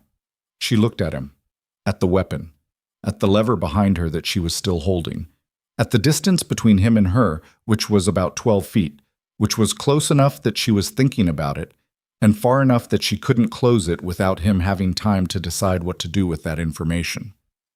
"You're the team lead," she said. He didn't confirm it. He didn't need to. "Open the lock," he said, "and put down whatever you're carrying." She thought about Price on the gurney in the alley. She thought about Wills at the north exterior with the tactical team. She thought about Marcus Tully sitting in the third-floor north lounge with a fire safety manual and a wound infection that was going to need proper treatment, and a daughter whose soccer tournament he'd mentioned twice in 3 weeks because he was proud, and he didn't want anyone to know he was proud. She thought about all of it in the time it took to breathe in once. And then the loading dock door behind the team lead opened, and Marcus Tully stepped through it. He was not moving quickly. He was moving with the deliberate weight of a man with a below-knee amputation and a wound infection and an IV pole he'd apparently carried 3 floors by himself. And he was using that IV pole in a way that it was not designed to be used, and the team lead heard him at the last possible moment and turned. And in the half-second that the weapon was no longer pointed at her, Dana moved. The team lead was a large man with good instincts, and he turned fast. But fast wasn't fast enough when Marcus Tully had already committed his weight to the swing. The IV pole caught the team lead across the right forearm. Not the weapon hand, not cleanly, because Marcus wasn't a young man and his footing was compromised, and he'd used whatever he had rather than what he'd wanted. The weapon didn't go down, but the arm did, knocked off its angle for the 2 seconds Dana needed. She crossed 12 feet in less than that. She didn't try to take the weapon. Taking a weapon from a trained man with a functional grip was a math problem that didn't always solve in your favor. She went for the joint instead, the elbow hyperextended against its natural direction, and the team lead's arm gave with a sound that was bad, and a response that was immediate. The weapon hit the floor, and he went to his knees, and she had the weapon before he'd processed that it was gone.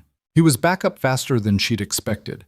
His right arm was hanging wrong at the elbow, and he was using it anyway, which told her about his threshold, and she gave him 1 moment to make a decision, and he made the wrong one. He lunged, and she stepped aside and used the wall, and he hit it face first with enough force to end the conversation. She stood there for a moment. Marcus was leaning against the doorframe, breathing hard, still holding the IV pole. His face was gray with exertion, and his dressing had come partially loose at the bottom edge, and she could see fresh seepage through the bandage from across the corridor. "You pulled 3 floors of stairs on that leg," she said. 2.5, he said. "I took the maintenance lift for the last one." She stared at him. "The external lift," he said. "The one that goes to the loading dock level. The federal people were using it to bring up equipment when I came out of the north lounge." He paused to breathe. "Figured if it could go up, it could go down." She crossed to him and checked the dressing without asking. It needed immediate attention.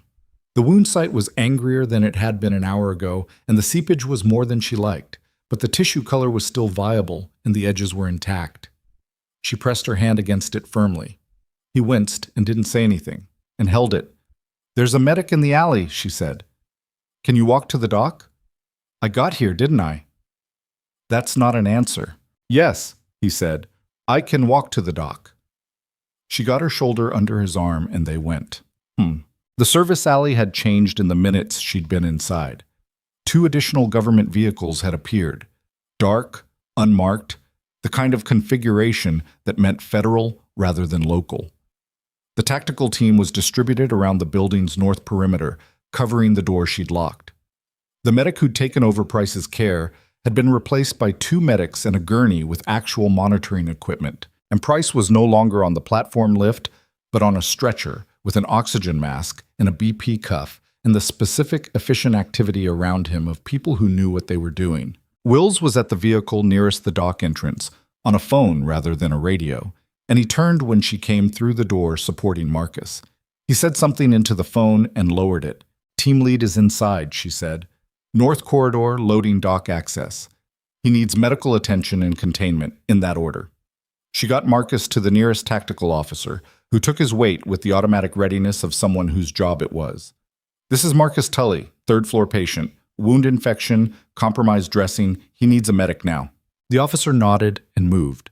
Marcus went with him, and as he went, he looked back at her over his shoulder with an expression that wasn't gratitude exactly. Too spare for that, too straightforward. Just the look of a man acknowledging what had happened between them and deciding it didn't need further words. She agreed with him. She turned to Wills. "What's the status inside?" 2 of the armed individuals surrendered when the tactical team breached the east wing. 2 more were apprehended on the 3rd floor. Your broadcast on the internal PA apparently caused significant enough confusion in their communications that the team was able to move faster than expected. He paused. "Conrad Voss is in custody. He's not talking. He won't talk voluntarily. He'll calculate whether silence is more valuable than cooperation, and he'll hold it until the calculation changes." She knew the type. She dealt with the type. But Carver will talk.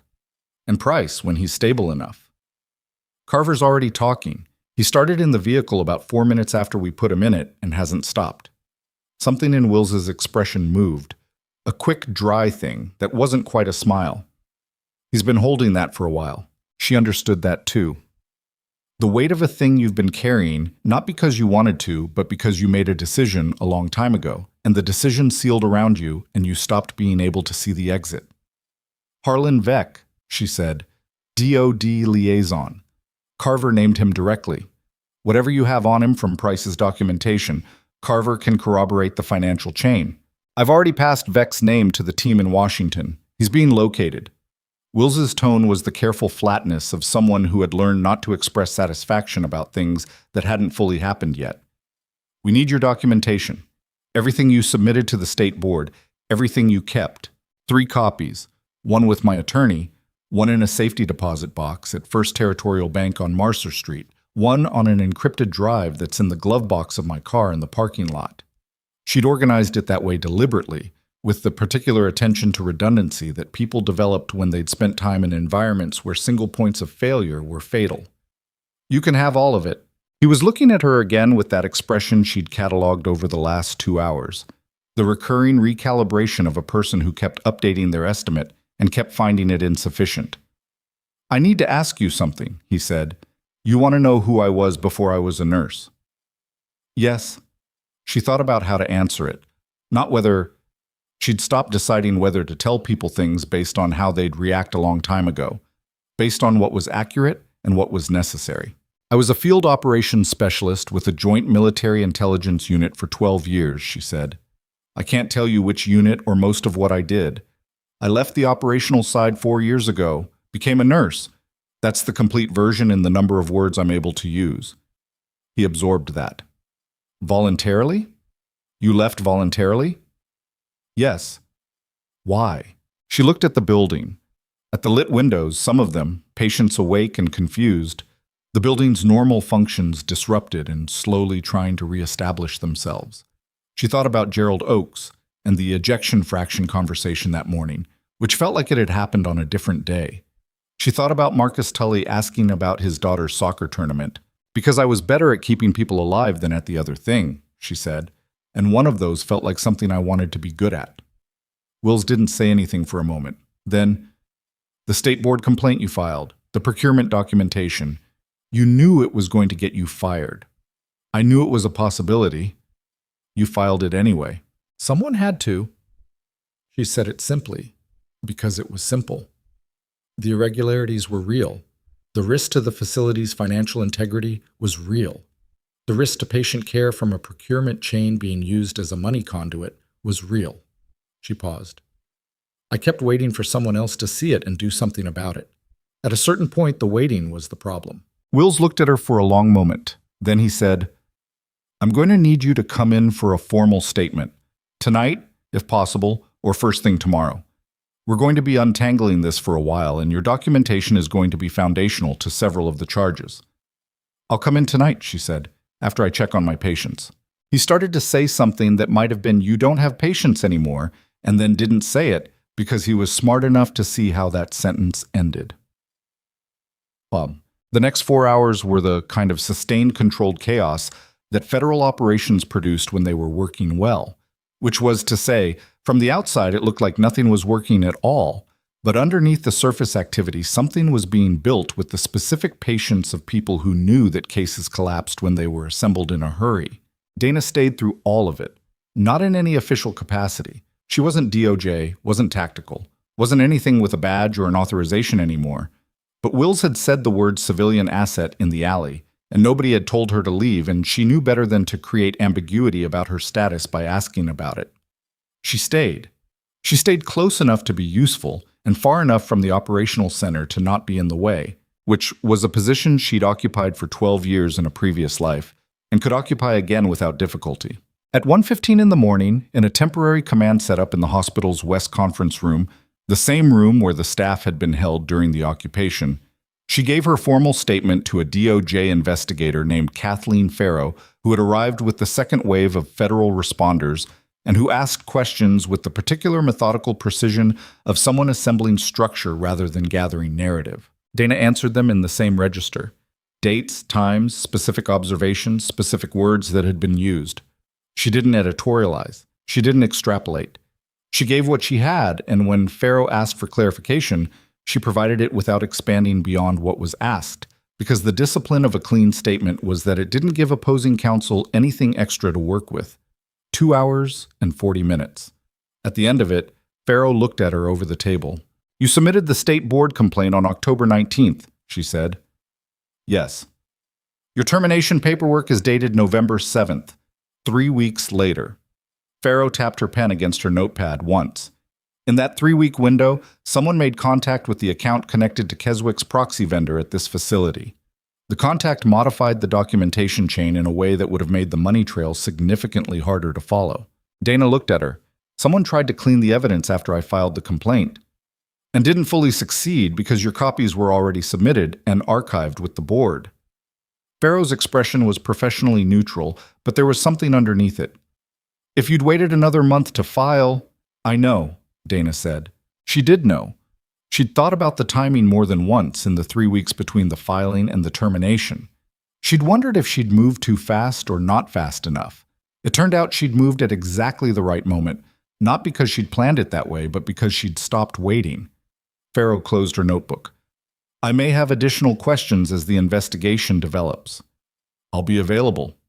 Where should we reach you?" She thought about that for a second. "I don't currently have an employer." Farrow's expression didn't change. "We'll use your cell number." Dana walked out of the conference room at 3:47 in the morning. The hospital corridors were in a state of gradual normalization. Federal agents still present, but in smaller numbers, the tactical presence having largely withdrawn. The overnight nursing staff had been cleared to return to their floors, which meant that somewhere above her, people were doing the work that needed doing, regardless of everything else that had happened in the building tonight. She took the stairs to the 3rd floor. The north lounge was empty. The patients had been moved back to their rooms once the floor was cleared, and the room held only the evidence of their brief occupation. Indentations in the sofa cushions, a blanket someone had gotten from somewhere, Gerald Oakes' slippers beside the window with perfect neatness that made something tighten briefly in her chest. She went room by room. Room 312. Gerald Oakes, sleeping, fluid restriction chart updated by whoever had come back on shift, vitals stable on the monitor. She checked it without waking him. Room 314, bilateral knee, awake, pain level reported as 7, which she relayed to the night nurse on her way back through the corridor. Not her patient anymore. She said it anyway. Room 316. Teague, awake and staring at the ceiling with the particular expression of someone who has been through something and is deciding how to file it. He looked at her when she came in. "You moved me earlier," he said. "Yes." "I didn't complain." "No," she said. "You didn't." She checked his chart. The overnight nurse had reassessed him and updated his positioning protocol. "How's your pain?" "Manageable." He watched her. Are you the one who made the announcement? On the PA? Yes. You said emergency services had been notified. A pause. Had they? Not by me at that point, but a federal agent in the building had gotten a partial transmission out earlier, so technically the statement was accurate if you applied it loosely. Teague looked at her for a moment, then he said, Okay, in the tone of a man filing a thing in the category of things that made sense given who he was dealing with. She went to room 318. Marcus Tully was awake, which she'd expected, propped up at roughly 45 degrees, his leg up, a fresh dressing in place that was not her work, but was competent work. He had a cup of something on the tray table, and his arms were crossed, and he looked at her when she came in with the expression he'd had that morning, the one she'd called the straight look. CRP came back, he said. Down 6 points. She looked at his chart. The night attending had switched his antibiotic coverage after reviewing the culture sensitivities. The thing she'd been asking Franklin Graves to do for 4 days had happened, apparently, in the middle of an armed occupation. The new coverage is appropriate, she said. Graves came by about an hour ago. Marcus's voice was careful. He didn't say much. Checked the chart. Left. She could imagine how that visit had gone. She didn't particularly need to. The infection is going to respond now, she said. You're going to feel better in about 36 hours, and worse before that, because that's how it works. Tell whoever's covering your care that the CRP needs to be retested in 12 hours, and not to let it slide. Tell them yourself. She looked at him. They're going to sort out the employment situation, he said. You know that. I don't know that. Reeves. He said it the way he'd have said the name of someone who was being deliberately obtuse. You just held this building together for 2 hours by yourself. You kept a federal witness alive. You got their operation against a DOJ protective custody case on record with a cooperative witness and documentation that goes back 18 months. He uncrossed his arms. They fired you for filing a complaint that turned out to be part of a federal investigation. Whatever the employment situation is right now, it's not permanent. She didn't answer that. She wasn't good at receiving the version of a thing that required her to accept that she'd done something right. She'd never been good at it. It felt like a claim she wasn't certain she could defend. Get some sleep, she said. Let someone else check your vitals for the next few hours. You're going to stand there and tell me to let someone else check my vitals. She almost smiled. Yes. Right, he said. Good night, Reeves. She turned off the overhead light on her way out and left his room lamp burning. The parking lot was cold and mostly empty at 4 a.m. The federal vehicles clustered near the east wing entrance, a single police unit still at the main road access. She found her car where she'd left it, driver's side door still unlocked because she'd gotten out in a hurry and hadn't gone back to lock it, and sat in the driver's seat for a moment without starting it. Her hands had stopped shaking somewhere around midnight. Her lower back had filed its complaint, and she'd acknowledged it, and it had settled into the background noise of a body that had been asked to do things it hadn't been doing recently. Her right knuckle had a split that was going to be sore for a week. She opened the glove box and took out the encrypted drive. It was a small thing, black, matte, about the size of her thumb, with nothing identifying on the exterior. She'd built it specifically to be unremarkable. 18 months of documentation that had felt, for most of that time, like building something that nobody was ever going to look at. She turned it over in her hand once. Then she put it in her jacket pocket. Her phone buzzed. Unknown number, which she'd have ignored under normal circumstances, but normal circumstances had receded considerably in the last 12 hours. She answered. Nurse Reeves. A voice she didn't recognize. Female, middle-aged, with the flat effect of someone who'd been awake as long as she had, and had more experience pretending it didn't matter. This is Deputy Director Sandra Ullman, DOJ Criminal Division. I've been briefed by Agent Wills. Okay, Dana said. We're going to need you on record at our field office at 9 this morning. I understand you've already provided a preliminary statement to Investigator Farrow. This will be more comprehensive. A pause. I also want you to know that what you documented over the last 18 months is going to be central to federal charges against multiple individuals, some of them at significant institutional levels. Your cooperation and your decision to file that complaint when you did materially affected the outcome of this investigation. Dana looked at the building through the windshield. Is Alan Price going to be all right? A brief pause that was longer than it needed to be. He's in surgery. The GSW had done more damage than the field assessment indicated. They caught it in time.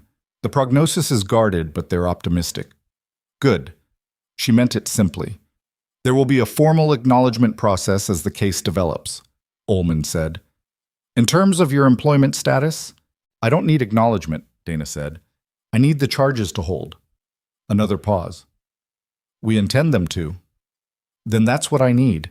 She looked at the encrypted drive in her pocket. I'll be at your field office at 9. She ended the call, sat for another moment, then she started the car. She drove out of the parking lot at 4:17 in the morning and turned north on the state road, and for the first 20 minutes she drove without the radio, without her phone, without anything except the road and the dark and the cold air coming through the inch. She'd left the window open because she needed to feel it. She thought about her sister in Clearwater and the visit she'd been deferring for 4 months. She thought about Teague in room 316, staring at the ceiling and the expression on his face when he'd said, "You didn't make me complain." She thought about Marcus Tully carrying an IV pole down 2 flights of stairs on a leg that had already given him enough reasons to stop. She thought about Conrad Voss in a federal vehicle in handcuffs and the specific quality of the fear she'd seen in Paul Carver's face in a basement maintenance room, the fear not of her, but of the architecture collapsing around him. She stopped at a gas station off the highway, filled the tank, bought a coffee from the machine inside that was bad enough to be functional, and drove back toward Denton Falls. The DOJ field office was on Kelver Street, 12 blocks from the hospital, in a building that looked like a regional insurance company and had held the field office for 9 years without anyone in the surrounding neighborhood being entirely sure what was in it.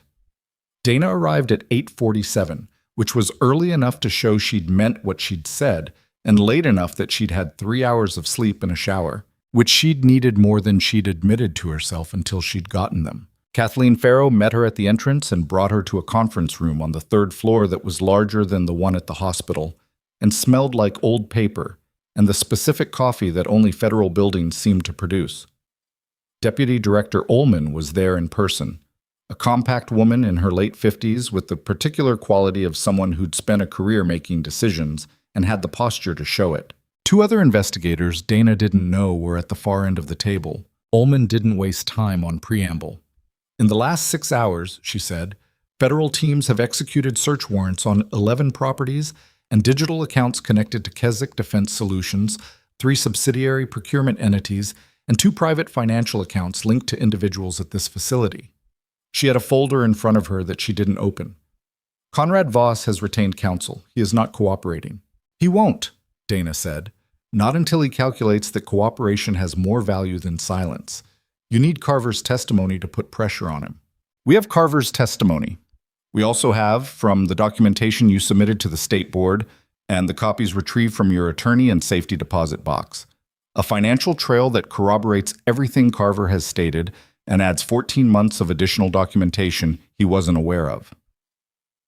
Ullman looked at her steadily. What we don't yet have is confirmation of Harlan Veck's connection to the operational side.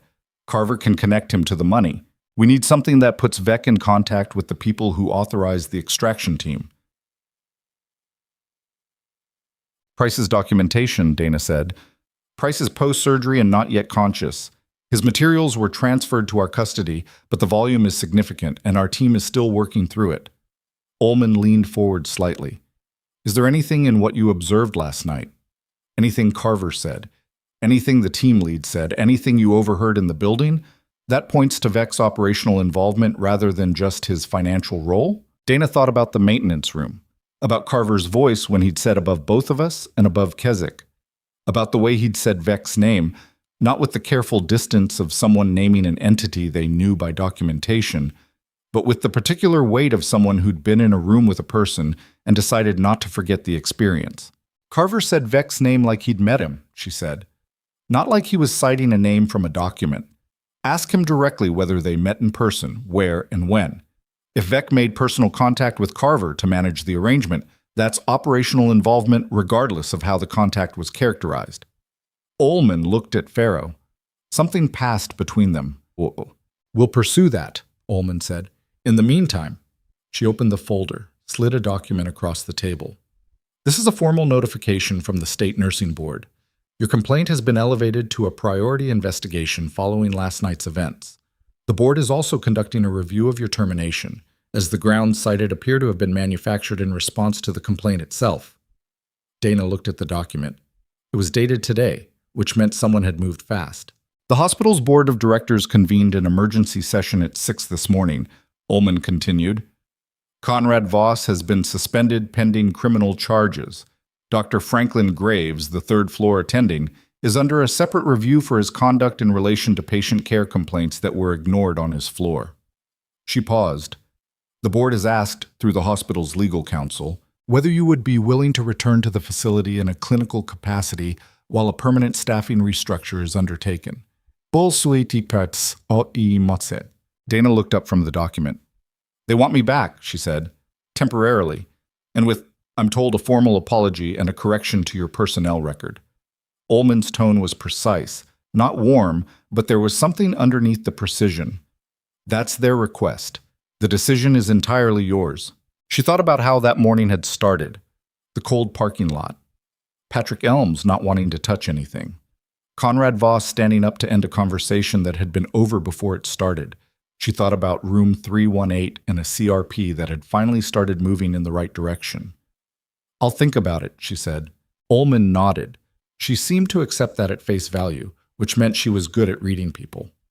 The formal statement today will cover everything from the original documentation through last night. It will take several hours. Are you ready to proceed? Yes. The statement took 4 hours and 20 minutes. She gave it the same way she'd given the preliminary one. Dates, times, specific words, no editorializing, no extrapolation. And at the end of it, she felt the particular hollow steadiness of someone who has transferred something heavy from themselves to a process that is equipped to handle it. Farrow walked her out at 2 p.m. The charge is being prepared, Dana said at the elevator. Voss, Carver, the mercenary team, what's the federal count looking like? Racketeering, conspiracy to commit murder of a protected witness, obstruction, money laundering through federal healthcare accounts. Farrow pressed the elevator button. For Voss specifically, also aiding and abetting an armed assault on a federal facility, which carries a mandatory minimum that his counsel is very aware of. A pause. It's substantial. And Vec? When we get to Vec. Farrow said it with the quiet certainty of someone who did not use when casually. When we get to Vec, it'll be worse. The elevator came. Dana got in. One more thing, Farrow said, holding the door for a moment. The 2 men you restrained in the secure unit, the ones with the IV tubing and the monitor cable. What about them? The cable held for about 4 hours. One of them got loose, and the tactical team had to recontain him. She paused. The IV tubing held through the whole thing. The tactical officer who processed them said it was better work than the zip ties they used. Dana looked at her. Farrow's expression was professionally neutral. Field improvisation, Dana said. Apparently. Farrow released the elevator door. She drove to the hospital at 3 p.m. because she'd said she would think about it. And thinking about things was not something she did sitting still. She didn't go inside. She sat in the parking lot and looked at the building, at the east wing where the backup lighting had still been amber through the windows when she'd left at 4 a.m, at the loading dock where Marcus Tully had come through a door with an IV pole and changed the outcome of a situation that had been running out of options. Her phone rang. It was a number she recognized. Her attorney, Claire Sato, who had been Dana's attorney for 3 years and who had received one of the 3 copies of the documentation and who had apparently been very busy since 6 a.m. The state board has opened a formal case, Claire said, without preliminary, because Claire didn't do preliminary. The nursing board's investigative arm is treating your complaint as the originating document for a broader investigation into Harlow's procurement practices, which means your complaint didn't just survive your termination, it triggered the investigation. I know. The hospital's board wants to negotiate your return on terms that would include a formal record correction, a salary adjustment to a senior clinical specialist rate, and a role in the procurement oversight committee. Claire paused.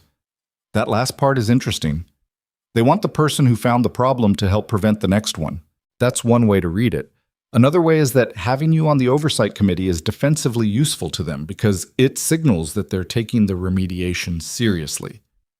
Another pause. Both things can be true. Dana thought about it. She'd been thinking about it in the accumulated way that she thought about complex things, not linearly, but in layers, each consideration sitting below the previous one until something settled. "I'll decide by Friday," she said. "Take your time. You're in a strong position." Claire's voice shifted slightly. "Dana, what happened in there last night? I'm fine. I know you're fine. I'm not asking if you're fine. I'm saying—" A pause that was longer than Claire's pauses usually were. "I'm saying it was a significant thing and you did it, and you don't have to collapse it into a job negotiation immediately." Dana looked at the building. "I know," she said. Friday. She ended the call and sat. A movement near the east entrance caught her attention. A man being walked out between two federal agents, his hands secured in front of him, his white coat replaced with the property of the facility scrubs they gave people who'd been processed. He was walking with the careful dignity of someone performing composure for whatever remained of an audience. Conrad Voss. She watched him cross the parking lot. He didn't look toward her car. He probably didn't know which car was hers, but at the moment before the agents helped him into the waiting vehicle, he paused. The half-second pause of a man who knows he's being watched somewhere and can't locate where. And something moved across his face that was private and brief, and then it was gone. She watched the vehicle pull out. She sat in the lot for another 10 minutes. Then she started her car and drove to the DOJ Field Office Annex on Marcer Street, where a secondary evidence processing team had set up, because Kathleen Farrow had texted her 20 minutes ago to say they'd found something in Price's documentation that they wanted her to look at. The evidence room on the second floor of the annex was a different register of chaos than the hospital. Organized chaos. The specific density of a team working through a large document set with time pressure and professional urgency. Farrow met her at the door and walked her to a table near the window where a laptop had a PDF open. Price's financial records, Farrow said. The ones he'd pulled from Kesik's internal documentation before he came to us. She pointed at the screen. "This is the authorization chain for the largest single transfer we've found. $63 million moved through a series of proxy accounts over 14 months, ending in an account that Carver has confirmed belongs to the supplementary funding arrangement at this facility." Dana looked at the document. It was dense, columns of account numbers, transfer codes, authorization signatures digitized from what had been physical documents at some earlier point. "The authorization at the top of the chain," Farrow said. "Vec's name is on it." Dana looked at the name. H. Vec, DOD Liaison Office, Contract Authorization Level 3, a signature, a date. "That's direct documentary evidence," Dana said. "Yes." Farrow's voice was quiet. "Price didn't just bring us testimony. He brought us a signed document with Vec's authorization on a transfer that was explicitly illegal." She closed the laptop. "We located Vec at his residence in Washington at 11 this morning. He's been served with a federal detainer. His counsel arrived within 30 minutes, which tells you something about how prepared he was for this moment." "He knew it was coming," Dana said. "When the extraction team failed and Price survived, he knew." "We think so.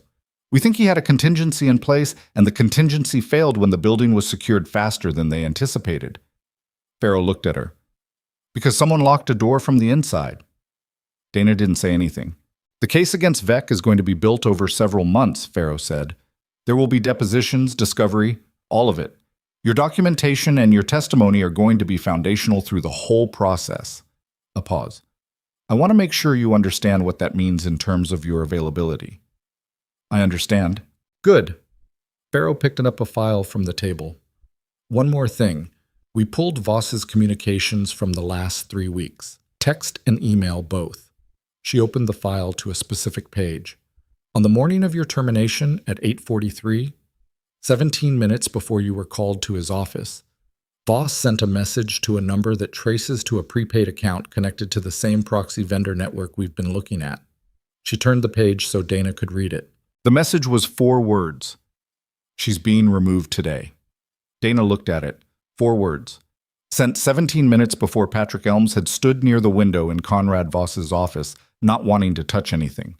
Sent while she was on the third floor checking Marcus Tully's wound and asking Franklin Graves to review a culture result that would have shown him exactly what she'd been telling him for 4 days. 4 words sent to a number connected to a criminal network at 8:43 in the morning. He notified them when he terminated you, Farrow said. He told them you'd been removed because you weren't just an inconvenient employee, you were an active threat to the operation. She read the message again. She thought about the text she'd received in the parking lot. Stay away from the hospital today, Dana. 7 words from an unknown number, sent as a warning or sent to keep her out of the building so the operation could proceed without her in it. Sent by someone who knew her name and her number and knew what was about to happen inside that building. She looked at Farrow. Who sent the 7-word text to my personal number? She said. The one warning me to stay away. Farrow's expression shifted. Not surprise. More like she'd been waiting for this question and had been deciding how to answer it. We traced the number, she said. It's also a prepaid account. A pause. But the timing and the phrasing are inconsistent with the other communications in the Voss network. The other messages are operational. That one reads like someone trying to protect me, Dana said. Yes, someone who knew what was going to happen and didn't want me in the building when it did. Yes. Farrow closed the file. We don't know who sent it. We may not be able to identify them. She looked at Dana steadily. But they were either inside the network and acting against it, or they were watching the network from outside and had access to your contact information. Dana thought about that, about the 7 words, about the fact that she'd received them, read them, and gone back into the building anyway, not because she'd dismissed the warning, but because the warning was the thing that told her she couldn't afford to leave. Whoever had sent it had known her well enough to know it wouldn't stop her, or they'd sent it knowing she wouldn't stop and hoping she wouldn't, because stopping was the worst option, and she was the right person to be in that building at that moment. She thought about all of that and filed it in the place where she kept things that didn't have answers yet. I'll be available for depositions, she said, whatever the schedule requires. Farrow nodded. We'll be in touch. Dana drove home through the late afternoon, the sky going orange and gray over Denton Falls in the specific way it went in November, the light thin and horizontal and making everything look briefly like it was lit from within. She drove carefully. She'd slept 3 hours and she knew it, and she compensated. She got home at 5:12. She had a 1-bedroom apartment on the north side that she'd chosen because it was close to the hospital, and because it had a parking space, and because the building manager hadn't asked questions she didn't want to answer. She made food that was functional rather than interesting, and she ate it sitting at the kitchen table. Her phone had 12 unread messages. She read through them. Claire Sato twice, Wills once, an unknown number she didn't open, 2 from the state board's automated notification system, and the rest from numbers she'd need to sort through when she had the mental bandwidth. She closed the phone and sat with the quiet. She was still sitting in it when her phone rang again. This time it was Will's. The surgery team updated Price's status, he said. He's out of the OR. The prognosis moved from guarded to stable. Good, she said. Yeah. A pause. I also wanted to tell you, Vex counsel filed for a stay of the federal detainer tonight. Motion denied. Another pause. He's being transferred to federal custody in Washington in the morning. She absorbed that. Reeves. His voice changed slightly, not losing its professionalism, but gaining something underneath it. The tone of a person saying something that sits outside their usual professional register. I've been doing this for 11 years. I've worked with a lot of people in a lot of situations. A pause. What you did last night, what you'd been doing for 18 months before last night, I want you to know that I understand what it costs to do that kind of thing quietly, without any certainty that it amounts to anything. Uschapas dos sekan. She thought about the quiet, about 3 years of flagging things and being ignored and moving on to the next patient, because there were always more patients, and the work was still the work regardless of whether the institution around you was worth it. It amounted to something, she said. Yes, he said. It did. She sat with that after he ended the call. She turned her phone over on the table. She looked at the window and the dark outside it, and she thought about the hospital and the patients and the work that would still be there tomorrow regardless of everything that had happened, because the work was always there. Then her phone lit up with a message from an unknown number she'd been about to dismiss. She opened it. One sentence. You should know. There's a second facility. Same arrangement. It's been running for 2 years and the money is bigger. I'll send the documentation when I know you're the right person to send it to. She stared at the screen. She read it again. Then a third time, slowly, the way she read everything. The message had been sent from a different prepaid number than the 7-word warning, but something in the construction, the sentence length, the specific word arrangement, the particular phrasing of when I know you're the right person, sat in her chest with a weight that felt familiar. Whoever this was, they'd been watching the investigation unfold, and they decided tonight that she was who they needed. She read the message 4 more times, and each time the weight of it settled differently in her chest. Not heavier, just more specific, the way a diagnosis clarified when you stopped hoping it would resolve into something simpler. A second facility, same arrangement, 2 years. She put the phone face down on the table and sat with the kitchen quiet for a while. The refrigerator ran. A car passed on the street outside. Somewhere in the building above her, someone was moving furniture or dropping something heavy. The sound transmitted through the ceiling in the way that apartment buildings transmitted everything.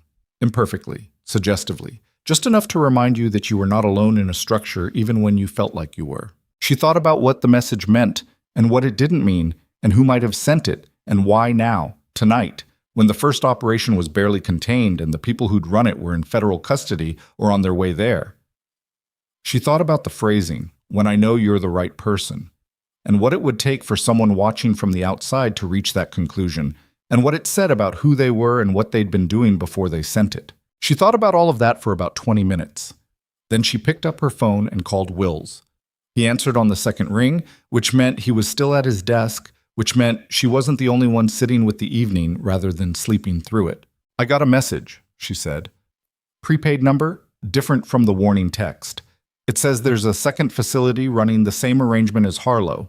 Same financial structure, same type of federal funding exposure, 2 years of operation. She read him the message verbatim. The sender says they'll provide documentation when they're satisfied I'm the right person to receive it. A silence that lasted long enough to be substantive. Send me the number, Will said. I'm sending it now. She forwarded the screenshot. The language pattern feels similar to the warning text. I think it's the same person. We'll trace it. A pause. Reeves, don't respond to it yet. I wasn't going to. I know you weren't. I'm saying it anyway because... He stopped. Because if whoever sent this is inside the network and acting against it, a direct response from me right now could expose them, she finished. I know. Yeah. Another pause. Get some sleep. I mean that. You've been running on nothing for 20 hours, and the next several months are going to require you to be functional. I'm aware. Are you actually going to sleep, or are you going to sit at your kitchen table and think about the second facility? She looked at the table. Probably somewhere between those two things? Right. His voice had something in it that wasn't quite humor but was its neighbor. Good night, Reeves. She put the phone down. She did eventually sleep, not at the kitchen table, but in her bed, with the window cracked the way she always slept, the November air coming in cold and steady. She slept for 6 hours, which was more than she'd expected and less than she needed, and she woke at 5:30 with the particular clarity that came from a mind that had processed while the body rested. The second facility was real. She was certain of it, the way she was certain of things she couldn't yet prove. Not from evidence, but from pattern, from the shape of a thing, the way 18 months of procurement documentation had told her something true before she could name what it was. She got up, made coffee that was better than the gas station machine version by a significant margin, and sat at the kitchen table with her phone and the morning and the specific feeling of a chapter that hadn't ended when she'd thought it had. The next 3 weeks moved in the way that federal investigations moved, with the outward appearance of slowness masking the internal velocity of a process that had found traction and wasn't going to lose it. Dana gave 4 additional depositions, attended 2 evidence review sessions, and spent a combined 11 hours with Kathleen Farrow going through procurement documentation that she knew better than anyone in the room, which was a strange thing to sit with, being the most knowledgeable person in a federal evidence review about a situation that had started with her being the only person in a hospital corridor who thought something was wrong. Harlan Veck was formally indicted on the 14th day. She heard about it from Claire Sato, who called at 7 in the morning with the clipped efficiency she reserved for significant developments. Federal grand jury returned indictments on 9 counts, Claire said. Racketeering, conspiracy, money laundering, and 3 counts related specifically to the authorization of illegal military equipment transfers. The transfer authorization document from Price's materials was entered into evidence as the primary anchor. A pause. His counsel filed for dismissal on jurisdictional grounds before the ink was dry. Motion denied within 2 hours. Good, Dana said. Also, Voss entered a plea negotiation last night. His attorney is talking to the DOJ about cooperation in exchange for sentencing consideration. She'd expected that. Voss had calculated. She'd known he would eventually. The calculation would turn when the math showed him that silence had a diminishing return curve, and the indictment of someone above him in the chain meant that the people who'd been worth protecting were no longer in a position to protect anyone. What does cooperation look like for Voss? She asked. He'd need to provide testimony against Vec and against any Keswick principals he had direct contact with. The DOJ hasn't confirmed whether they're accepting the negotiation. Claire paused. Regardless, your documentation predates anything Voss gives them. Your record of the financial irregularities stands independent of his cooperation. I know. I'm saying it because I want you to understand that nothing that happens with Voss changes your position in this. Claire, she held the phone against her shoulder and poured coffee. I know. A brief silence. Right. I'll send you the indictment filing when it goes public. Claire paused one more time. Dana, how are you actually doing? It was a different question from the professional assessment questions, and Claire asked it with the specific awareness of someone who had known Dana for 3 years and understood that direct inquiry was the only kind she responded to. I'm okay, Dana said, tired, working through what comes next. The hospital offer is still on the table. I know. Have you decided? She looked out the kitchen window at the morning. Not yet. Alan Price was transferred from the surgical unit to a general recovery room on day 16, which was when Wills called to tell her and also when Dana decided to go see him. She cleared it with the DOJ first. Farrow confirmed that Price had been formally informed of Dana's role in his survival and had requested to meet her, which simplified the logistics considerably. The hospital where he'd been transferred to was 40 minutes from Denton Falls, a larger regional medical center with a secure patient wing that was better suited to his situation than Harlow had been. She drove there on a Tuesday morning, which was quiet on the highway. The landscape stripped of leaves now, the November trees against the sky making the kind of geometric patterns that she'd spent 3 years not having time to look at properly. The secure wing nurse escorted her to room 214. Price was sitting up, which was a meaningful change from the last time she'd seen him. Still pale, still moving carefully, with the wrapped shoulder that would limit him for months, and the broader fragility of someone who'd been through surgery and was on the long side of it. He looked older than 55, and also more alert than she'd expected. He looked at her when she came in and said, I'm told you came through the ceiling. Ventilation access, she said. I'd used it earlier. I'm told you kept me stable for 2 hours in a supply closet. The saline did most of the work. He looked at her for a moment with the expression of a man recalibrating towards someone who deflected differently than he'd prepared for. I need to say thank you, he said. You brought the documentation, she said. You took the risk that started this. I just held a door. You held considerably more than a door. His voice was dry, the specific dryness of someone who'd been briefed thoroughly and found the briefing inadequate for what had actually happened. Agent Wills told me about the procurement complaint, 18 months of documentation. Yes. You filed it before you knew what it was connected to. I filed it because it was wrong, she said. I didn't need to know the full picture to know that. He was quiet for a moment. The monitoring equipment beeped steadily. His color was better than it should have been given the surgery, which told her his baseline health had been solid before the GSW and that recovery was doing what it was supposed to do. My daughter is coming tomorrow, he said, from Seattle. I haven't seen her in 4 months. He said it with the specific weight of a person who understands that the ordinary facts of a life look different after you've been close enough to losing it. I keep thinking about that. About the 4 months? She didn't offer anything to that. It wasn't a statement that needed a response. It needed to be said, and she was there to receive it, which was its own kind of function. Get some rest, she said. The recovery is going to be slow and you're going to be impatient with it. Try not to be. Is that medical advice or personal experience? Both, she said, and left him to the quiet. The state nursing board's formal finding came on day 19. Dana's complaint had been substantiated in full. The procurement irregularities she had documented were confirmed as part of a criminal financial operation. Her termination had been found to be retaliatory in direct response to the protected complaint. Her nursing license, which had never been formally under review, but which had existed in the uncomfortable position of belonging to someone who'd just been fired with cause, now had a clean record amendment attached, formally noting the finding. She read the notification letter twice. Then she put it in the folder with the rest of the documentation and made dinner. On day 21, Conrad Voss accepted a cooperation agreement. She found out from Wills, who called at 6 in the evening with the specific tone of someone delivering information they'd been waiting to deliver for some time.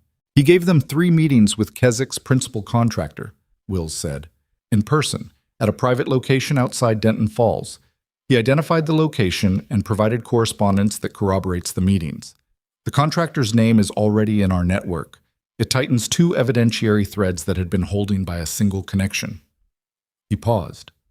Voss also confirmed that the decision to activate the extraction team came directly from Vec's office, not through intermediaries. A direct authorization. She absorbed that. Vec had authorized the assault on a federal medical facility personally. That was not a thing that shrank in the wash. It was the kind of decision that defined the scope of a criminal charge in ways that cooperation agreements couldn't negotiate around. Voss's cooperation, does it change his exposure meaningfully? She asked. It reduces his sentencing range. It doesn't change the charge count. Wills's voice was level. He's still looking at federal conviction on racketeering and aiding the assault. The cooperation agreement gets him a lower position in the sentencing range, not a pass. Good, she said, and meant it without satisfaction, which was a distinction that mattered to her and that she suspected Wills understood. Carver's cooperation agreement was finalized yesterday, Wills added. He'll testify. His sentence is going to reflect the extent to which his testimony contributes to the Vec conviction. A pause. He called me, actually, asked me to pass something along to you. She waited. He said, and I'm quoting, "Tell her the CRP on 318 is still trending down, last I heard. I don't know what that means." She knew what it meant. Carver must have asked someone about Marcus Tully's status, which told her something about what 3 weeks of federal custody and a cooperation agreement did to a person's capacity for the small human things they'd been too busy to notice before. "Tell him I heard," she said. The decision about returning to Harlow took her until day 24, which was longer than she'd told Claire she needed and shorter than the decision deserved. She drove to the hospital on a Wednesday afternoon, not for any official purpose, not with any appointment. She drove there and sat in the parking lot the way she'd sat there on the night. All of it had started to unravel, and she looked at the building. It was a worn building. It was understaffed and underfunded and had been running on a deficit for years before the criminal operation layered on top of it had made everything worse. The East Wing still had a temporary security panel where the original electronic system was being replaced. The parking lot needed resurfacing. The third-floor windows looked the same as they always had. None of that was the building's fault. The building was a building. Inside it, people were doing the work that needed doing. The overnight nurses, the day staff trying to manage too many patients with too few resources, the veterans in their rooms who were there because their bodies had paid prices that the institution was supposed to help them manage. The institution had failed them in specific ways and for specific reasons, and those reasons were now in federal court, which was where they belonged. The work was still the work. She called Claire. "I'm taking the offer," she said. "Senior clinical specialist rate, procurement oversight committee, formal record correction." She watched the main entrance where an ambulance was pulling in with its lights off. Not an emergency, a transfer, the ordinary traffic of a working medical facility. "And I want a formal protocol put in place for nursing staff to escalate clinical concerns to the oversight committee directly, without going through the floor attending. That's not in the current offer." "Then it needs to be in the negotiated version." She paused. "That's the condition. Everything else they've proposed is acceptable." A brief silence. "I'll go back to them today. Tell them it's non-negotiable." The whole reason this happened is that there was no pathway that worked. I'm not coming back to a building where the pathway still doesn't work. Understood. Claire paused. Dana, for what it's worth, I think this is the right call. I don't know if it is, she said honestly, but it's the call I'm making. She ended the call and sat for another few minutes. Then she got out of the car and walked into the hospital through the main entrance because she had a meeting with the interim chief physician, a woman named Dr. Lorraine Bassett, who'd been brought in from the regional health system to manage the transition. And she was 3 minutes early, which was as close to exactly on time as she got. Bassett was a direct person, which Dana appreciated immediately. She didn't perform contrition. She didn't perform anything. She sat across from Dana in the office that had been Voss's and looked at her with the specific alertness of someone who understood that the person across from her knew things she didn't and was deciding how much of that knowledge to bring to bear. The Oversight Committee protocol, Bassett said. I've reviewed the request. I'm prepared to agree to it, but I want to understand the mechanism you're proposing. Direct written escalation path from any nursing staff member to the Oversight Committee, with a mandatory 48-hour response window. Escalations are logged. Non-response by the committee within the window triggers automatic notification to the State Board's Clinical Review Office. She'd worked out the details in her car in the parking lot, which was where she worked out most things. The log is accessible to the State Board on request without a subpoena. Bassett looked at her. You're building an external accountability for the committee itself. Yes, which includes you as a committee member. Especially me, Dana said. Anyone on the committee should be accountable for the same conduct they're overseeing. A pause. Agreed, Bassett said. I'll have the protocol drafted by end of week. She looked at Dana steadily. I want to be clear that this institution's relationship with what happened here is not something I'm treating as a reputational problem to be managed. The failures were real. The harm to patients was real. A pause. The harm to you was real. I know, Dana said. The board wants to make a formal statement at the staff assembly on Friday. Would you be willing to be present for that? She thought about what being present for that meant. Being in a room where people who had watched her be dismissed and fired and treated as an inconvenience were being asked to reckon with what that had cost. Being visible in a way she'd spent 3 years not being, for reasons she'd chosen, and that had worked for her until they hadn't. Yes, she said. I'll be there. The staff assembly was at 4 on Friday afternoon in the hospital's main conference center, which held about 200 people when fully occupied and had been used in the years Dana had worked here primarily for mandatory compliance training and the annual influenza vaccination campaign. She arrived early enough to take a seat near the back, which was where she intended to stay. She didn't stay there. Wills arrived at 3:58 in a suit and sat 2 rows ahead of her without looking back, which told her he'd known where she was before he'd sat down, which was a thing she'd come to expect from him. Farrow was there too, in the row behind Wills, with 2 other investigators she recognized from the evidence review sessions. The room filled. Staff from every floor, nurses, aides, technicians, attending physicians, the administrative staff who'd spent the last 3 weeks being interviewed by federal investigators and were still processing what they'd participated in, knowingly or not. Franklin Graves was there, which surprised her. He sat in the 3rd row, with the expression of a man undergoing a process he hadn't chosen and couldn't exit. Bassett stood at the front and spoke without notes. She named what had happened directly. Not the version that softened the edges, the version that identified the failures precisely and attributed them to specific decisions made by specific people. She named Voss. She named the procurement operation. She named the financial arrangement that had been running through the hospital's accounts for 2 years before anyone with authority to stop it had looked at it. Then she named Dana.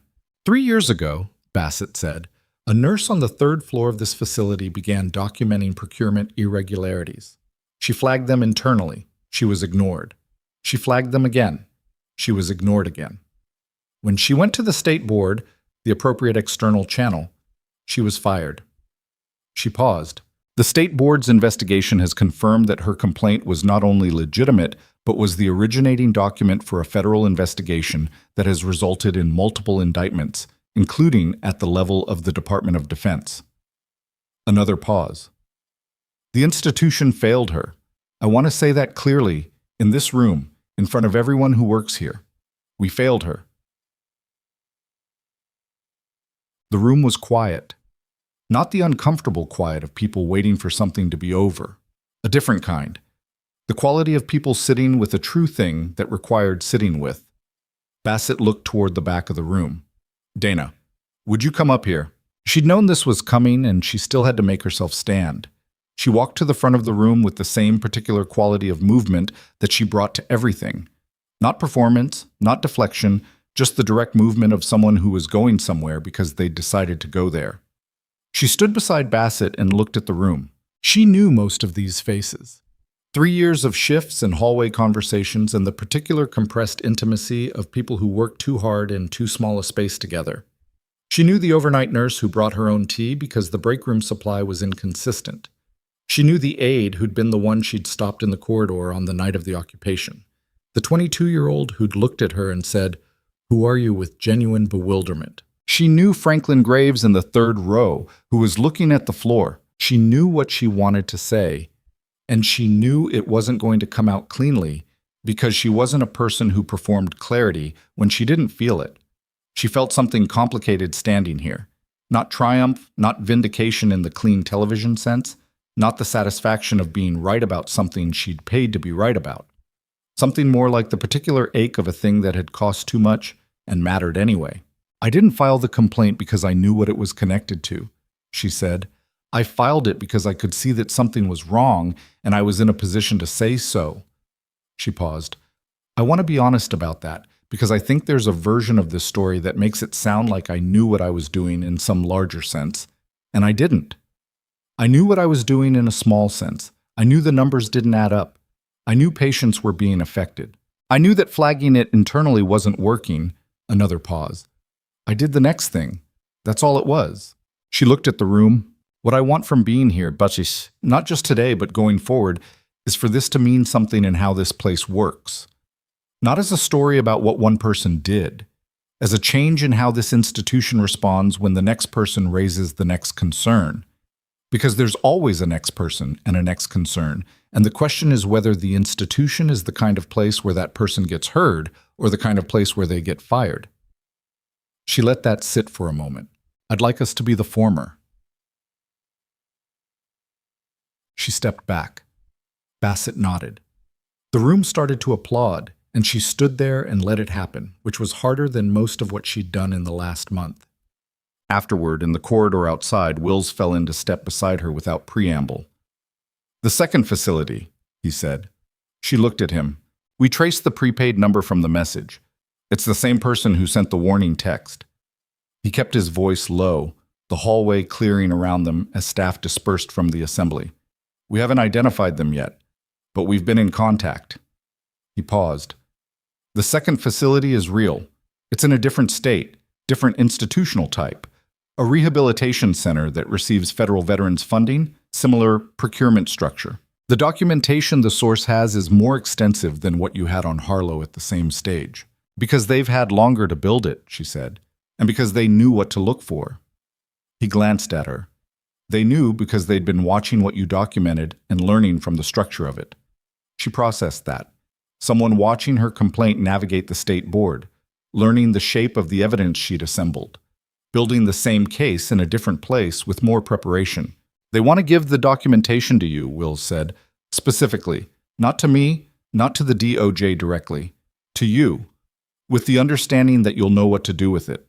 He looked at her.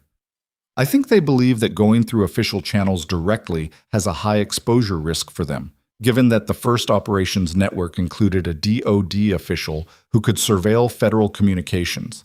If the documentation goes to you first and then to us, the chain has a civilian buffer. And if the civilian buffer gets targeted again, we'd be better positioned to respond this time." He said it directly, without softening it, because he understood she didn't need that. "I won't pretend there's no risk in this, but the source isn't willing to move through any other channel, and the documentation is, from what they've indicated, more significant than what you had on Harlow." She thought about room 318 and the CRP that had finally started moving.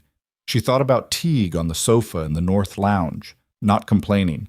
She thought about the 4 months Alan Price hadn't seen his daughter. She thought about the work. Tell them I'll receive the documentation, she said. Wills nodded. I'll pass it along. He paused. One more thing. There's a formal commendation being prepared by the DOJ field office for your record, civilian cooperation in a federal investigation, material contribution to multiple criminal charges. It goes on record permanently. He looked at her. I wanted you to know before you heard it from someone else. Thank you, she said. You should also know... He stopped. Started again. I've been doing this for 11 years. I've worked alongside a lot of people in the field and out of it. What you did in that building, with the resources you had and the situation you walked into, I've been trying to find a comparable reference point and I can't. He said it the way he said everything that cost him something to say. Flatly, directly, without decorating it. You should know that. She looked at him for a moment. You held a door for 2 hours, she said, with a broken phone and an injured witness and 6 armed men on the floor above you. You held considerably more than one door. We held what needed holding, she said. That's all it was. He almost smiled. Right, he said. I'll be in touch about the documentation transfer. He walked toward the elevator and she watched him go, and then turned back toward the 3rd floor because she had patients to check on, which was a thing she was allowed to say again. Marcus Tully was discharged on a Thursday, 41 days after the night he'd carried an IV pole down 2 flights of stairs on a wound infection that had finally, correctly, been brought under control. Dana was on shift when the discharge paperwork was completed, which she'd noted on the schedule and arranged to be present for without saying she'd done so. She found him in room 318, dressed in street clothes for the first time since she'd known him. Dark jeans, a Henley, the prosthetic leg visible below the hem, sitting on the edge of the bed with a duffel bag packed beside him, and the particular expression of a man who'd spent enough time in hospitals to know exactly what discharge felt like and still found it good every single time. His daughter was in the chair beside the bed. 16, maybe 17, with his coloring and his particular quality of watchful patience. She looked up when Dana came in, and then looked at her father, who said, "This is Nurse Reeves," without further annotation, which was exactly the amount of annotation it needed. The daughter, her name was Petra, which Dana had seen in the family contacts section of the chart, looked at Dana with the specific assessment of a teenager who'd been through enough with a parent to have learned how to evaluate the people who took care of him. He said you were the one who caught the infection, Petra said.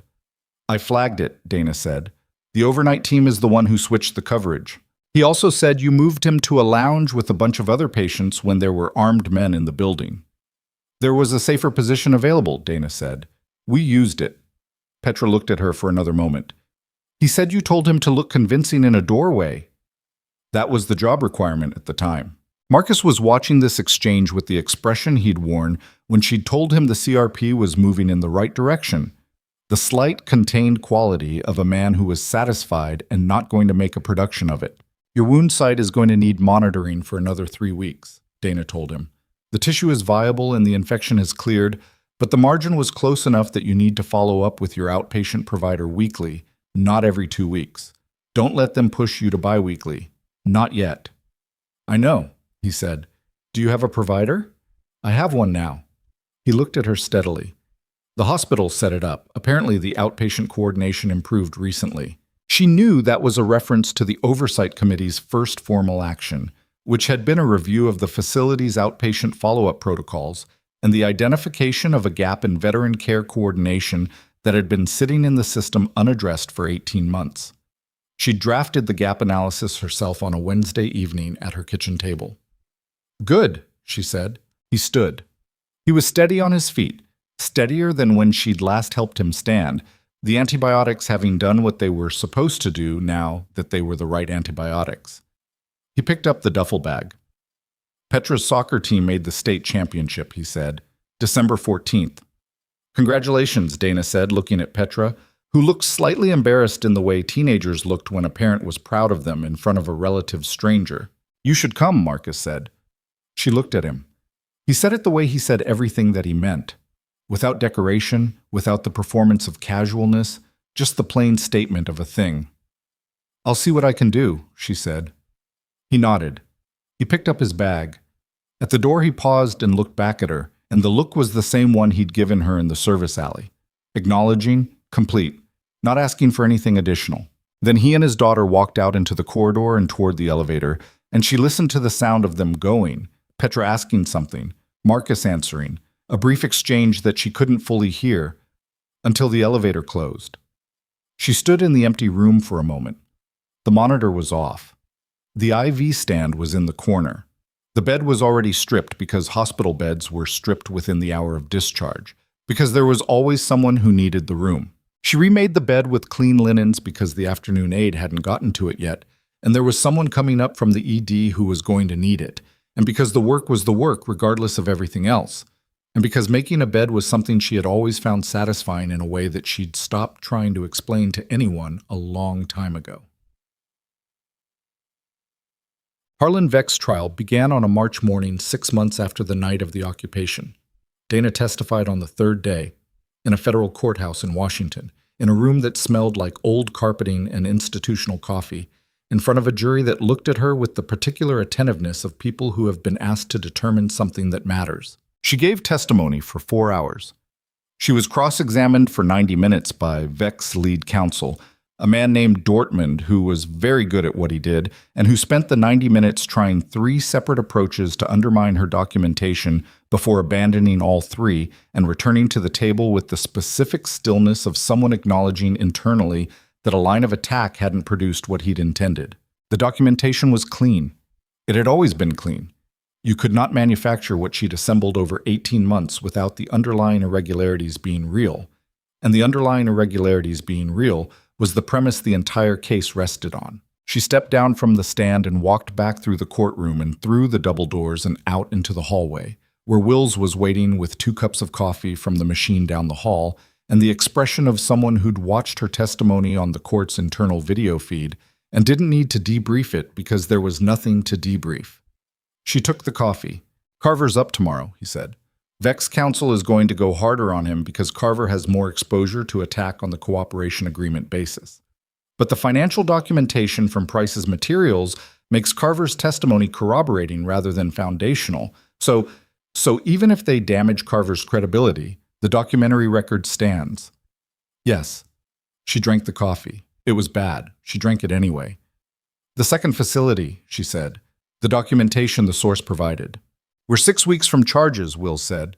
"The state attorney general's office is running the primary investigation because the facility's funding structure involves state accounts as well as federal. They've built a case that's cleaner than the Harlow case was at the comparable stage because they had your Harlow documentation as a reference framework." He paused. "The source is cooperating fully. There'll be a protected witness when charges are filed." "They'll be all right?" "They're being careful," he said. "And they're working with people who know the exposure." He looked at her. "Because of what happened at Harlow, the federal protocols for protecting medical facility witnesses have been reviewed and strengthened. There was a formal policy change 3 months ago." A pause. "The review was triggered specifically by what went wrong with Price's transfer." She thought about that.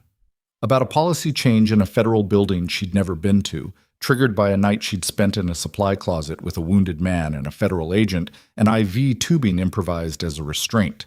The ways a thing rippled outward from a single point were never fully visible from the point itself. "The commendation," she said. "The formal one from the field office. It's on record." "I know. I want to know what it says." He reached into his jacket and took out a folded piece of paper. She recognized the DOJ letterhead. He handed it to her. She read it. It was 4 paragraphs. It named her full name and her former military service and her nursing credentials and her procurement complaint and what happened on the night of the occupation.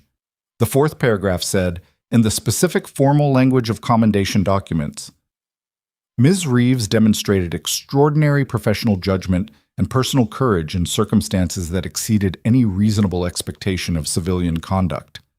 Her actions preserved the life of a federal witness, secured cooperative material testimony, and contributed directly to the successful prosecution of criminal enterprises operating at significant institutional levels. Her service reflects the highest standard of civic commitment." She folded it back along its original creases and handed it to Wills. "Keep it on file," she said. He looked at her. "It's yours." "I know. Keep it on file." She finished the coffee. "I have a shift tomorrow. I need to be back in Denton Falls by 7. He put the commendation back in his jacket. "You know," he said, "most people would want to frame that." "I know what it says," she said. "That's enough." They walked down the courthouse hall toward the exit, and through the tall windows at the end of the corridor, the March light was coming in pale and thin and longer than it had been in November, the days having stretched since then, the world having turned at its usual pace, independent of everything that had happened inside it. She drove back to Denton Falls in the late afternoon.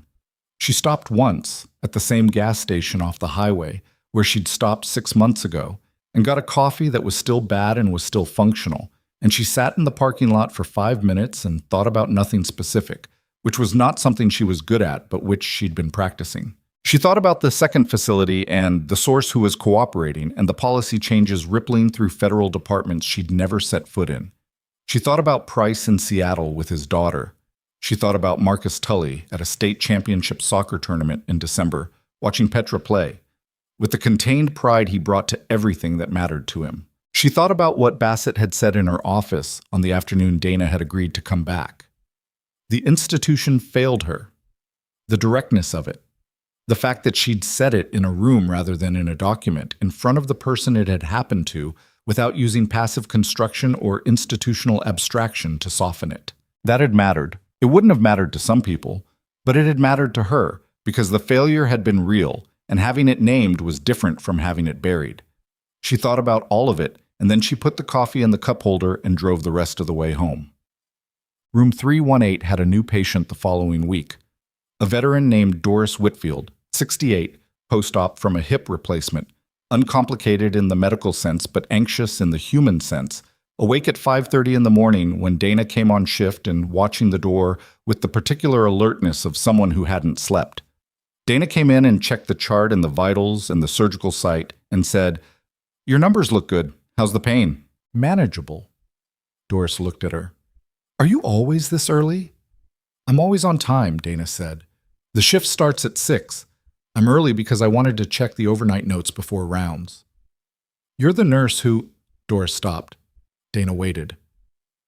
"I heard about what happened here," Doris said. "Last fall. I asked about it when they assigned me to this room."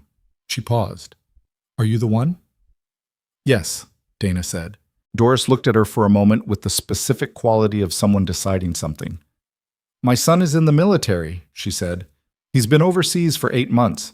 I keep thinking about whether someone's looking out for him the way—" She stopped again. "I don't know how to say it." "You don't have to say it," Dana said. She moved to adjust the positioning wedge under Doris's hip, which had shifted in the night. "He's got people looking out for him. That's what the people around him do." "Did you ever—" Doris looked at the window. "Did you ever wonder whether it was worth it, the things you had to do?" Dana thought about that honestly, which was the only way she knew how to think about things. "Sometimes," she said, "and then I come to work and I check someone's chart, and there's a number that's moving in the right direction, and the answer becomes clearer." She settled the wedge. "Try to sleep for another hour. The breakfast cart comes at 7, and it's better if you're not already exhausted when it gets here." Doris almost smiled. "Okay," she said. Dana turned off the overhead light and left the room lamp burning the same way she always did, and went to the nursing station to review the overnight notes, and began the work of the day.